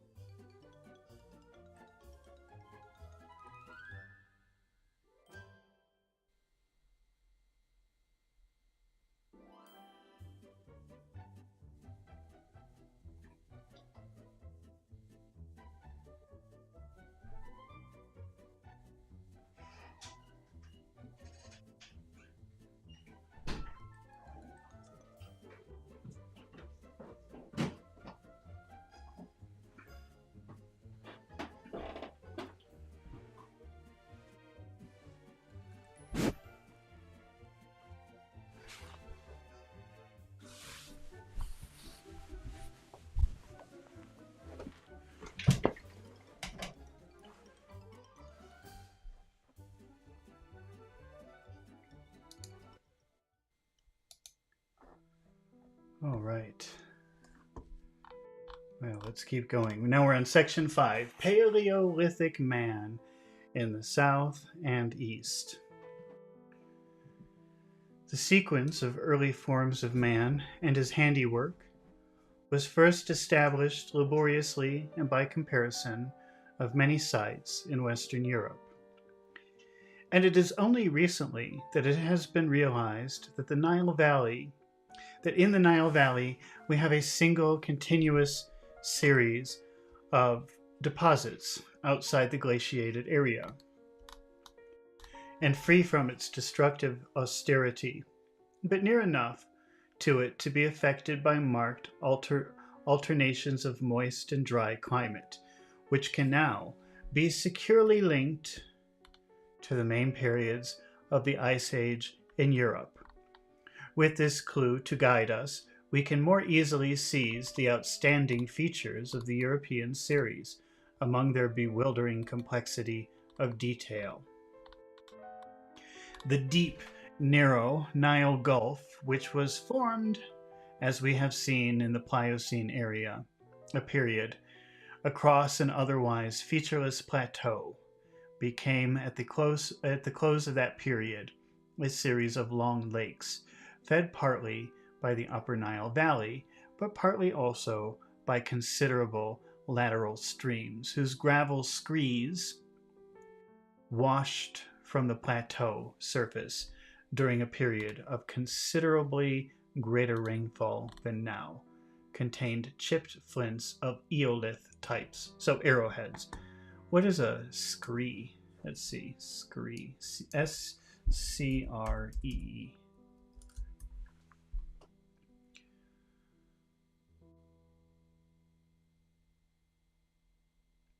Oh, that's funny. If I try to find scree, Google thinks I want screw.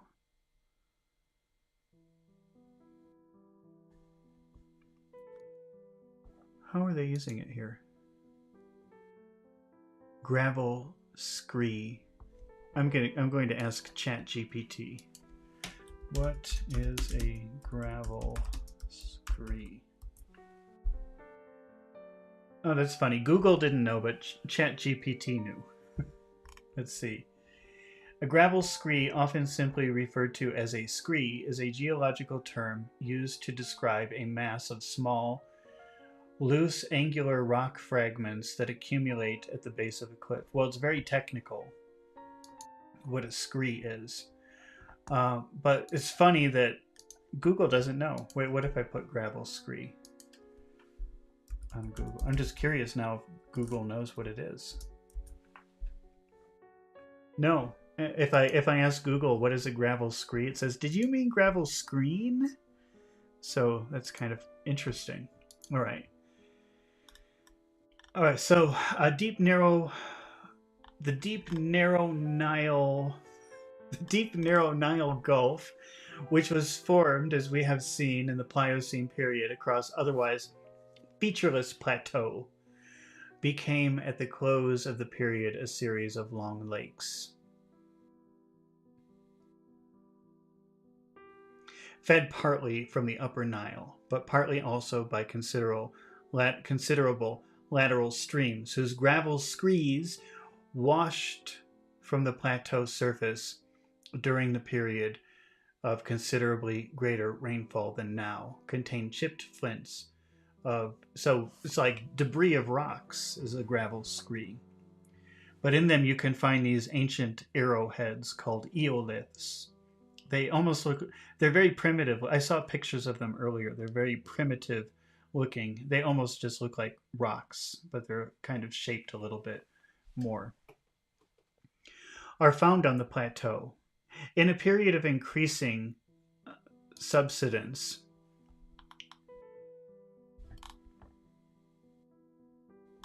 oh no, I've lost my place.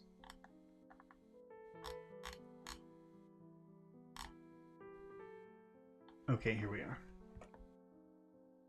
And more abundant rain, these lakes were gradually silted up by the deeply stratified melanopsis beds, which overlie the lateral screes as high as 180 feet above the present flood level. A rain maximum, which may be taken to represent the first glacial crisis in Europe, accelerated this silting and made good hunting on the plateau for some kind of man whose implements of the Chilean type. Okay, I'm going to look up Chilean tools. Because they keep using that word. No, there are no pictures. That's how complicated this book is. We're looking up words and Google doesn't know what they are. I don't know if that says something about this book or something about Google or both. Okay, but I guess there might be pictures later on, so hopefully they'll show us. So they find these Chilean type tools from interglacial gravels in Western Europe, and are found both there and in melanopsis beds. Breasted ascribes this phase, on account of their deeply weather-stained appearance, and certain other earlier rock engravings of animals and even of boats on the precipitous edges of the plateau. A first interpluvial drought representing an interglacial mitigation of the climate of Northwest terminated this silting. But the Nile stream, fed as now by tropical rainfall further south, continued to flow over the dry lake beds and cut into them a deep... Well, I wonder why they're spelling canyon like this. Canyon. Why don't they just spell it Is that a special thing? So a deep canyon. It should be observed here that any northward shift of the desert regime should be accompanied by some extension of the tropical rain belt, and probably also of the area affected by the monsoon rains, since the Indian Ocean was by this time as extensive as now, and that these rains, then as snow, would continue to feed the Nile stream. However arid the climate of its lower valley, in this period of drought and erosion, man seems to have maintained himself on the dry lake bed, for Chilean implements are found among these remnants of its surface, which forms the upper terraces on either side of the gorge. So they find these primitive tools all the way, I guess, to India, around why did I think that it was around India? Because of the Indian Ocean, or maybe Africa. Okay, next, a second rain age, corresponding with the second or Mindel glaciation period, flooded the gorge and set lateral torrents to work again. And as a rise in the sea level, like that which submerged much of the Atlantic seaboard, checked the main stream, a fresh series of gravels, analogues to those of the Somme and Thames, were deposited to a height of 90 to 100 feet above present flood level. In the new screes, as well as the old plateau surface outside the valley, implements are found of the more advanced Acheulean fabric. So before they were finding these Chilean tools in the scree, in the little pebbles left by the rain, the little rocks and stones left by the rain. But now they're finding more advanced kinds of tools, Acheulean tools. Let's see if Google knows what Acheulean is, because I don't. Let's see. Acheulean meaning.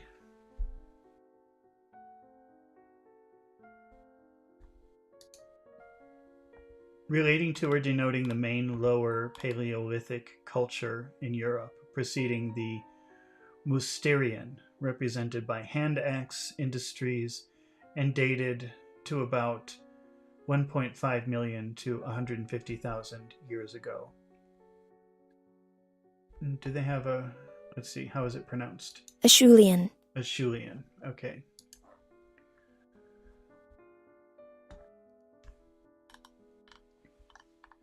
showing that man became, and again, ubiquitous as the region became refertilized.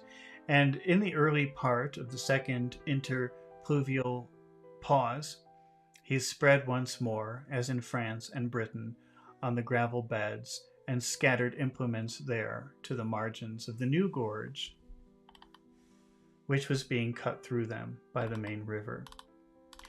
Once again, in a third rain maximum, corresponding with the third or Riss glaciation, fresh gravels were laid down in this inner gorge, not so copious as the earlier series, but partly covering the recent lateral screes and standing in some place as much as 30 feet above modern flood level.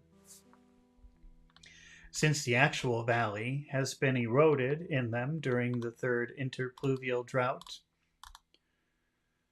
and once again, man ranged over the surface of these gravels and left his implements there, as well as on the plateau, where they lie on the desert surface, mixed with all of their predecessors.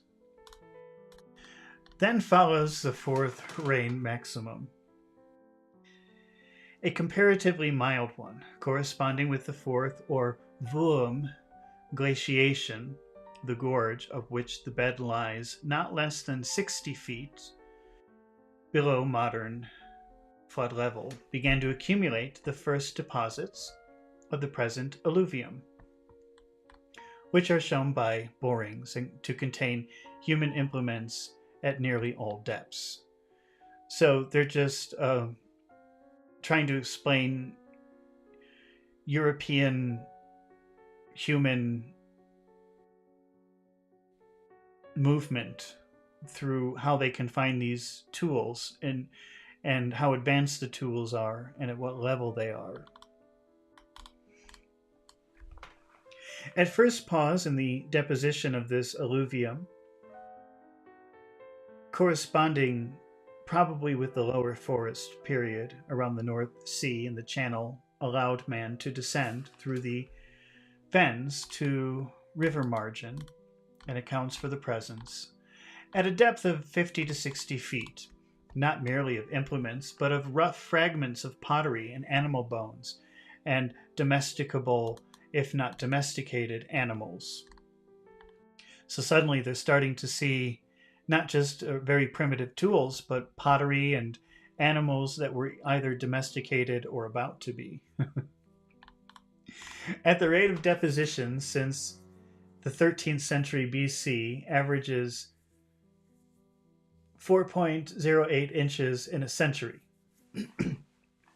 This depth would represent a period of 15,000 to 8,000 years. So if the depth changes by 4 inches every century, that means that the things that they are finding must be around 15 to 18,000 years old, assuming that rate remained uniform.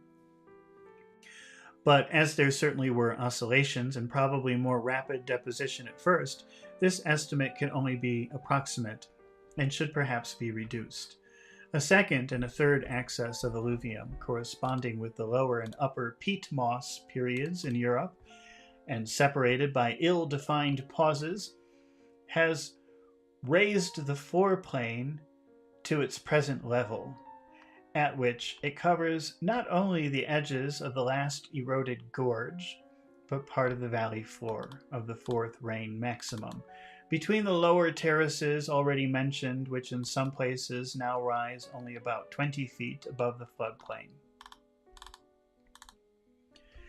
It will be seen from this sequence of events that there is every reason to believe that the Nile Valley and the margins of the desert plateau on either side of it have been occupied by man continuously, though with varying density of population, at least from the beginning of the Pleistocene period.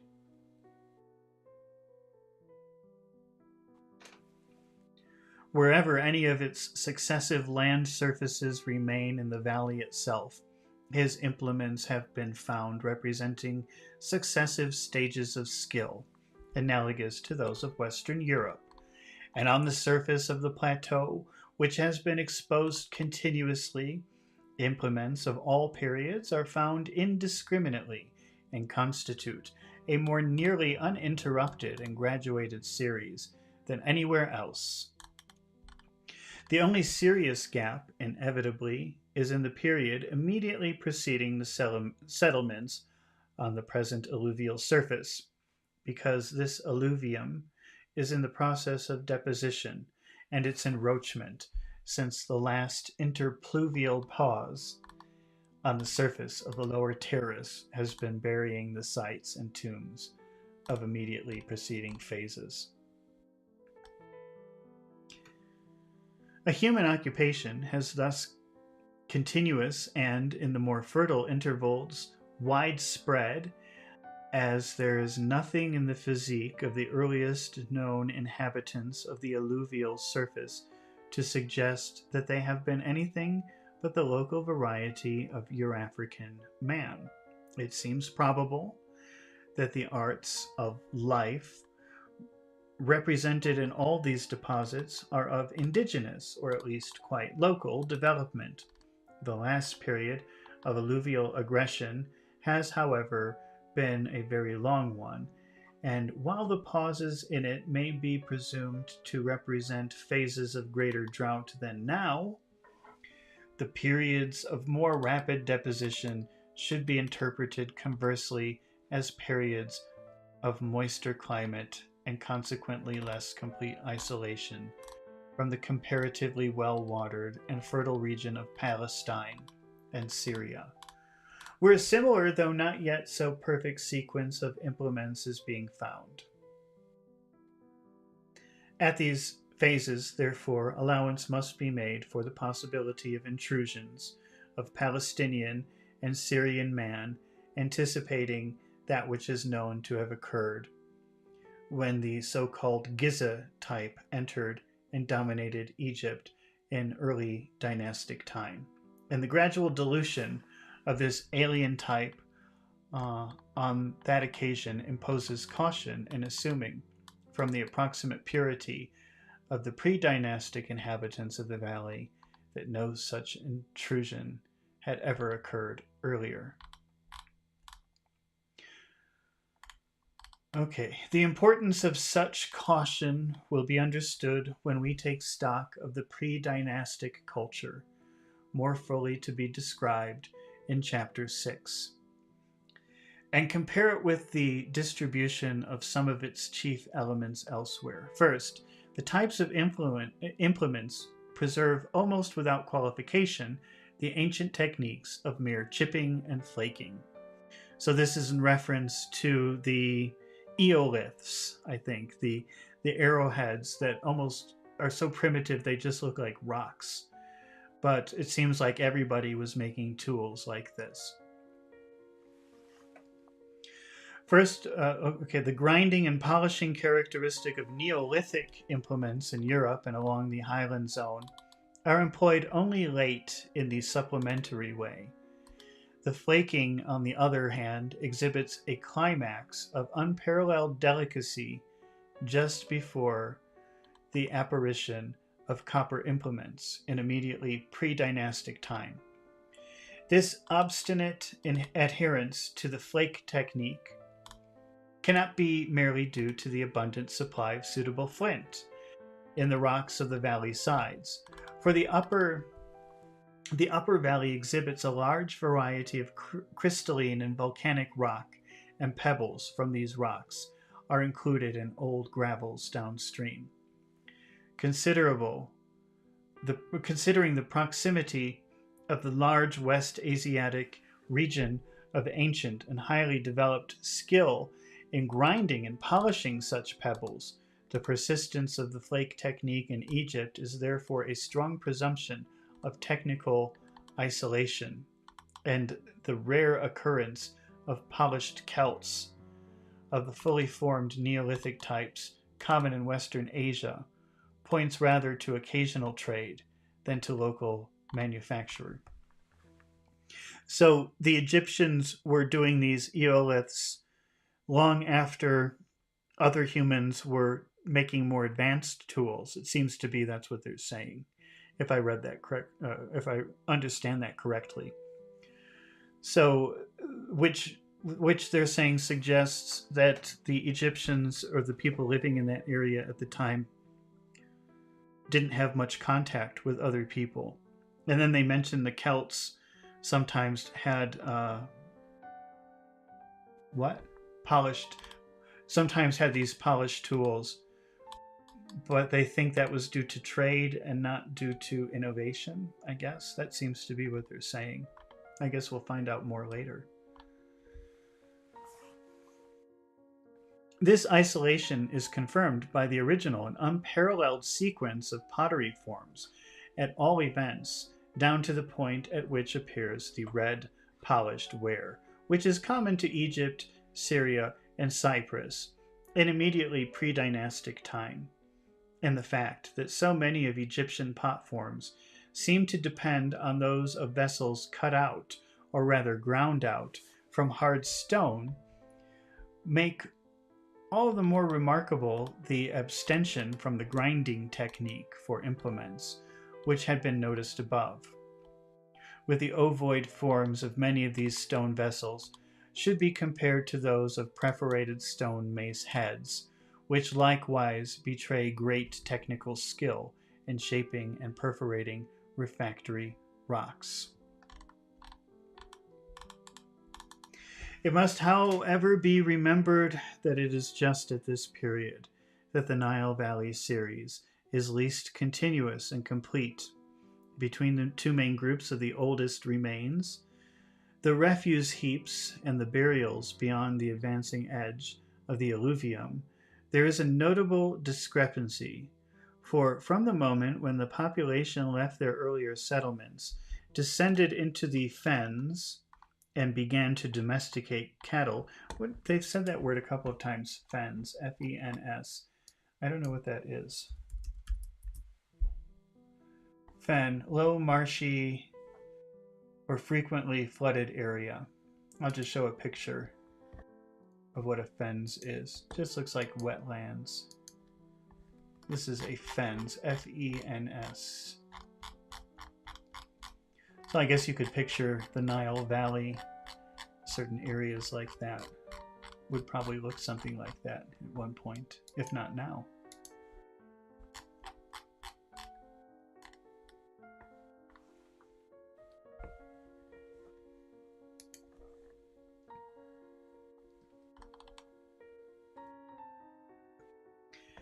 So for from the moment when the population left their earlier settlements, descended into the fens, the watery area, and began to domesticate cattle and practice agriculture until the time when the fens were completely reclaimed, the dead were probably buried in the alluvium or in its margin, and earlier tombs are therefore covered more or less deeply by the later alluvium. That this was so is shown by one of or two of the oldest known burial grounds, which not only lie on the very edge of the present alluvium, but have been proved to extend beneath it. Yet even these show phases of culture which are highly developed, and in some respects already decadent. And throughout the long pre-dynastic period for which burials are available, there is further decadence, especially in the finer stonework. Moreover, even in the earliest known graves, objects of lapis lazuli, which must be of foreign origin, are found occasionally, and as also are objects of copper. Probably, therefore, the greater part of the purely Neolithic stage of Egyptian civilization still remains to be disinterred from the tombs on the valley floor beneath the recent alluvium, and from sites on old floodplains within the alluvium itself. Other arts of life represented in the earliest burials are the use of wattled huts basketry, matting, and vegetable thread of leather and woodwork and of bone, ivory and shell for ornaments, wattled huts. I have an idea of what I think wattled means, but I just want to look. Wattled hut. Okay. Well, when they said wattled hut, I mean, this is what I pictured, but I'm still not really sure what wattling is. Maybe it refers to the roof made out of grass. Let's check the definition of wattled. WATTLED.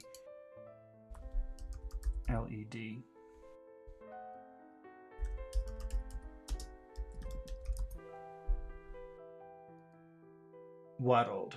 To make, enclose, fill up with wattle. Well, what is wattle? What is the meaning of wattle? A fleshy process that hangs usually from the head or neck of a bird. Okay, so I guess it maybe does refer to the covering, but I'm not really sure, even after checking the definition, what that means.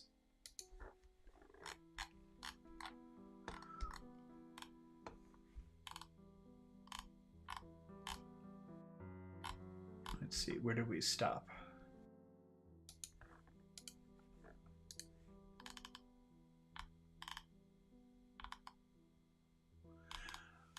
Other arts of life represented in the earliest burials are the use of wattled huts, so enclosed huts or covered huts or something like that, basketry, matting, and vegetable thread of leather and woodwork, and of bone, ivory, and shell for ornaments.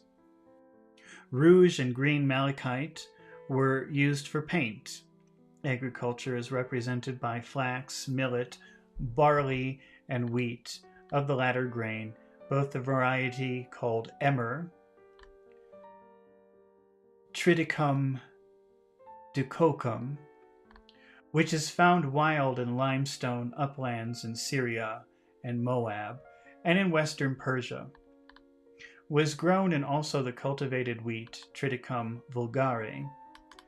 Goats, sheep, and short-horned cattle were kept, all apparently of African varieties.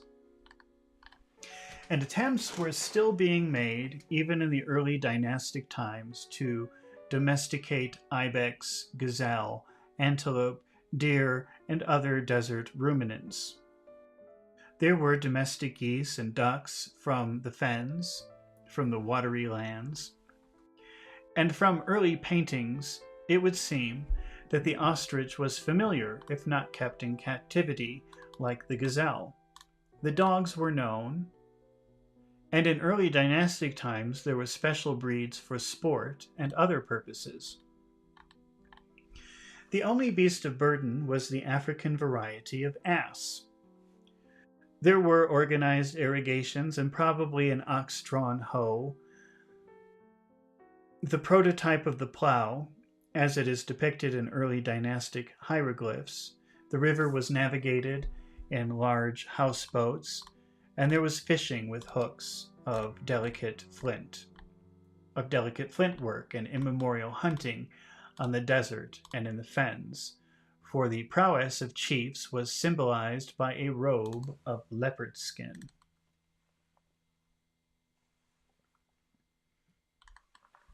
I wonder how they know it was leopard skin. When you see these really, really ancient caveman paintings, how could they draw leopard skin to show you that? I think that's the period that they're talking about, but maybe I'm wrong. Okay, let's see. That in fertile periods, a similar Neolithic culture spread widely westward over North Africa is clear from early Egyptian records, depicting the Libyans as pastoral folk with herds of cattle and asses, and from the survival even now of pot fabrics and basketry, of pre-dynastic technique and decoration. Connecting links between the Paleolithic series of the Nile Valley and of Western Europe are not yet numerous, but enough has been found, especially in Algeria and around Gaza in South Tunis, to support the conclusions drawn from the climactic regime and geological confirmation of its effects, and from the general character of the modern population, which includes Aurignacian remnants like the Plinlimmon and Dordogne, and as others was strikingly uniform with older elements in Western Europe. Eoliths have been recorded around Gafsa in Algerian quaternary beds. Pre-Chilean and Chilean types of Gafsa and later deposits around Gafsa reveal typical North African culture equivalent to the later Paleolithic of Europe.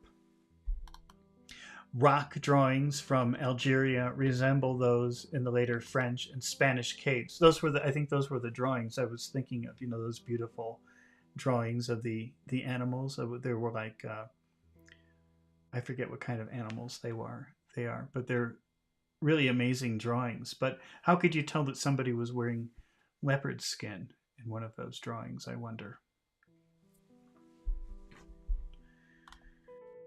The area of this Capsian culture, so called from the ancient name of Gafsa itself, seems to cover all of northern Africa,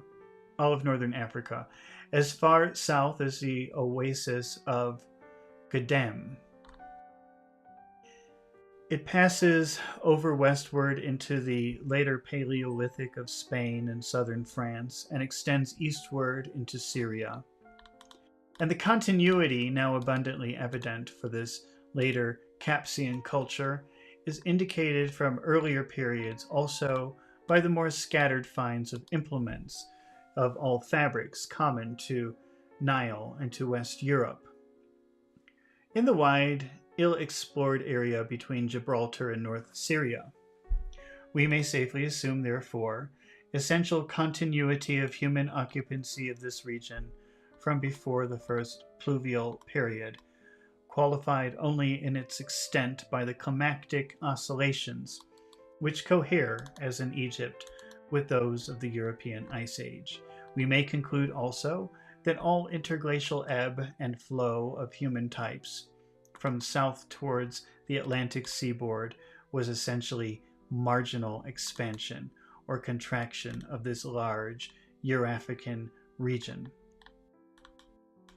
Of the physical characters of Eurafrican man, we learn more at present from the remains of European sites than from the ill-explored areas further south.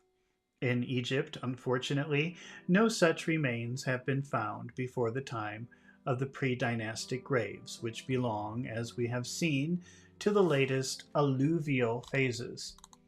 Before turning, however, to the Paleolithic series in Europe, the question confronts us: what was happening east of the Nile Valley and south of that section of the folded highland, which affronts so abruptly the Levant and Persian Gulf, namely, on the large Arabian flatland, which lies dislocated and tilted askew between Great Africa and Greater Asia, and along the Palestinian Isthmus, which connects its north angle with the highland zone.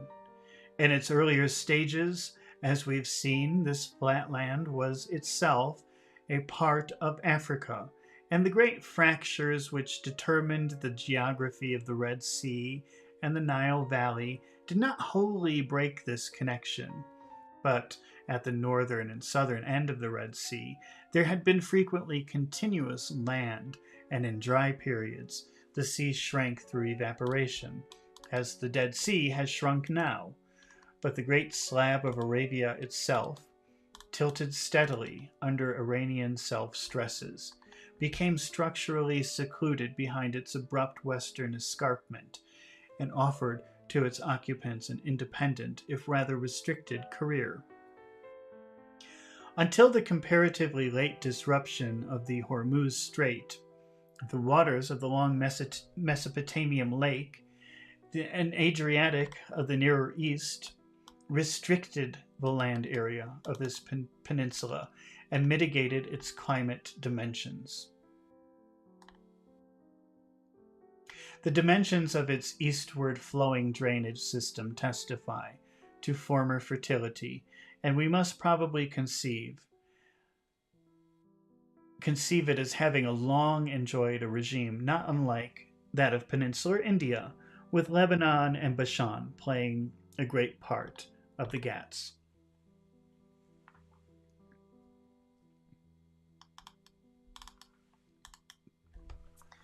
That it was inhabited by man with a Paleolithic culture resembling that of North Africa is proved by implements from Sinai, Palestine, and Phoenicia, and the only districts which have been sufficiently explored, they range from Mousterian types onwards.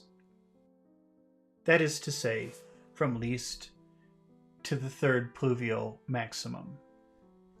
Of the sequence of physical types, we know nothing. Provisionally, it may be assumed from the sequence of artifacts that if Neanderthal man ranged over this region, as is suggested by the Mousterian implements, he was extirpated as in the West. Extirpate. Let's look at, I just want to know what that means. Extirpate.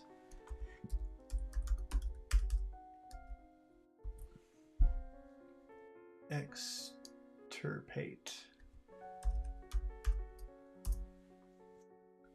To root out or destroy completely. So like extinguish. Let's see. Where did they use that word? I just want to read that sentence again.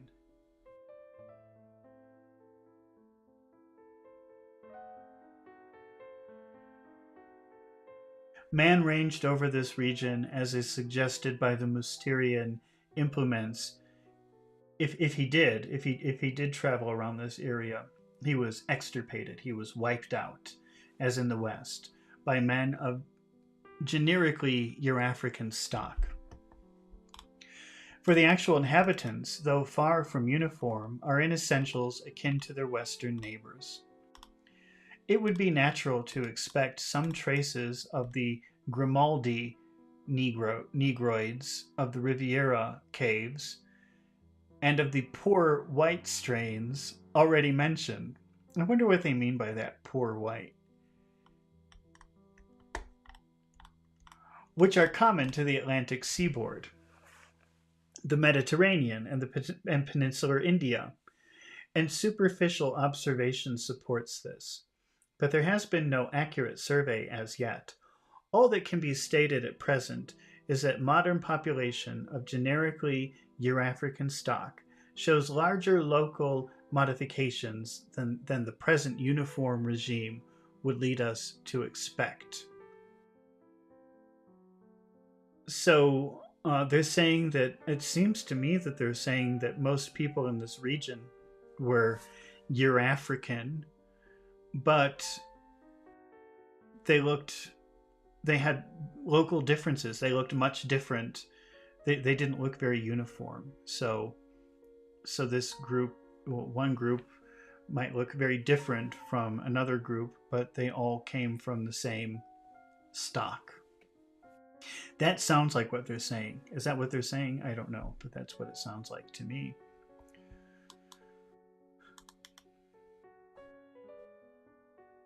Shows larger local modifications than present uniform regime would lead us to believe. So, and they're comparing it to their contemporarily what they see.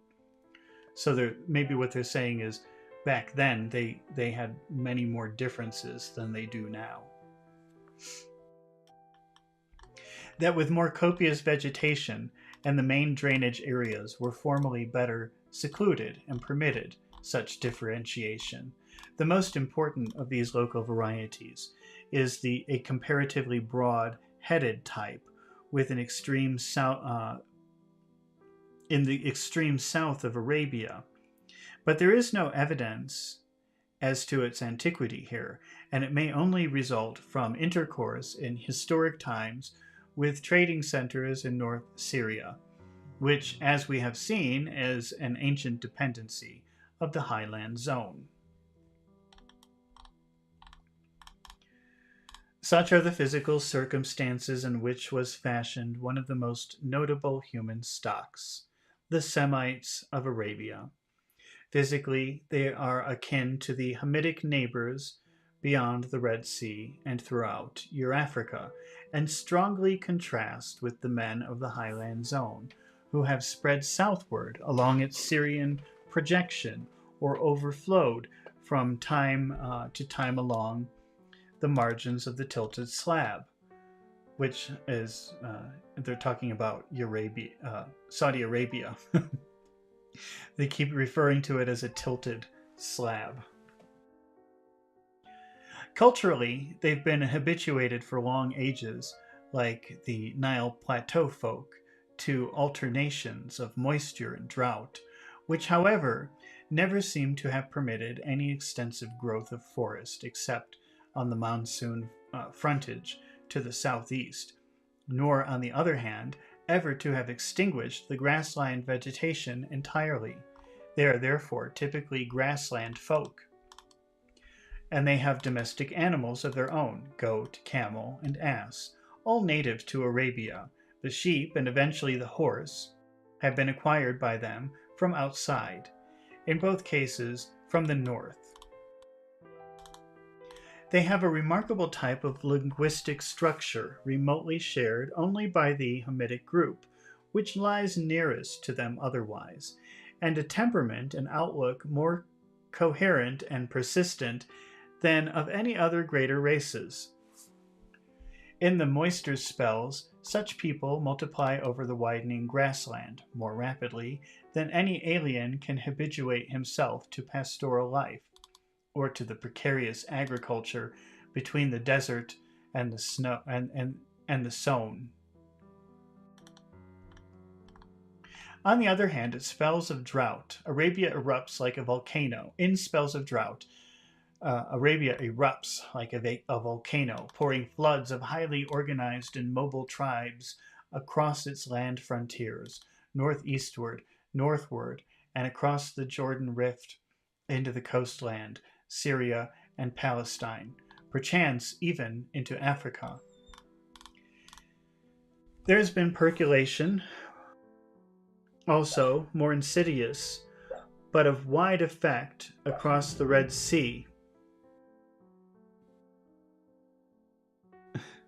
Sorry, I was distracted by my dog. He's having a nightmare. He's making noises. Okay. Such periodic exodus of Arabian tribes can be traced back to, inferentially, to the 3rd millennium, at least, and it need not be supposed that the earliest recorded movement was by any means the first. The pre-dynastic regime of Upper Egypt, for instance, seems to be partly due to such a movement crossing the Red Sea to Koseir and reaching the Nile at Koptos by trail, which can be followed now. It has already been hinted that the old population of the Nile Valley may have been so supplemented even earlier. The physical resemblance between Arabians and Eurafrican man is, however, close enough to make detection difficult, even if earlier evidence was found. Close enough to make detection possible, even if... okay, I think I have to stop here because I've been reading for 3 hours and my voice hurts. So now we've done 6 hours already into just chapter 1. This is really going to be a long read. But I guess if we get all the way through all of I think there are like 17 volumes, we will know everything about ancient civilization. So it's exciting. But wow, it's going to take a long time to do this. Okay. Well, thank you. I was kind of surprised I've got a lot of people watching. But thank you for watching, and I hope you watch again when we continue with Chapter 1, Setting the Stage of Ancient Civilizations, the Cambridge Ancient History. Thank you for watching. Goodbye.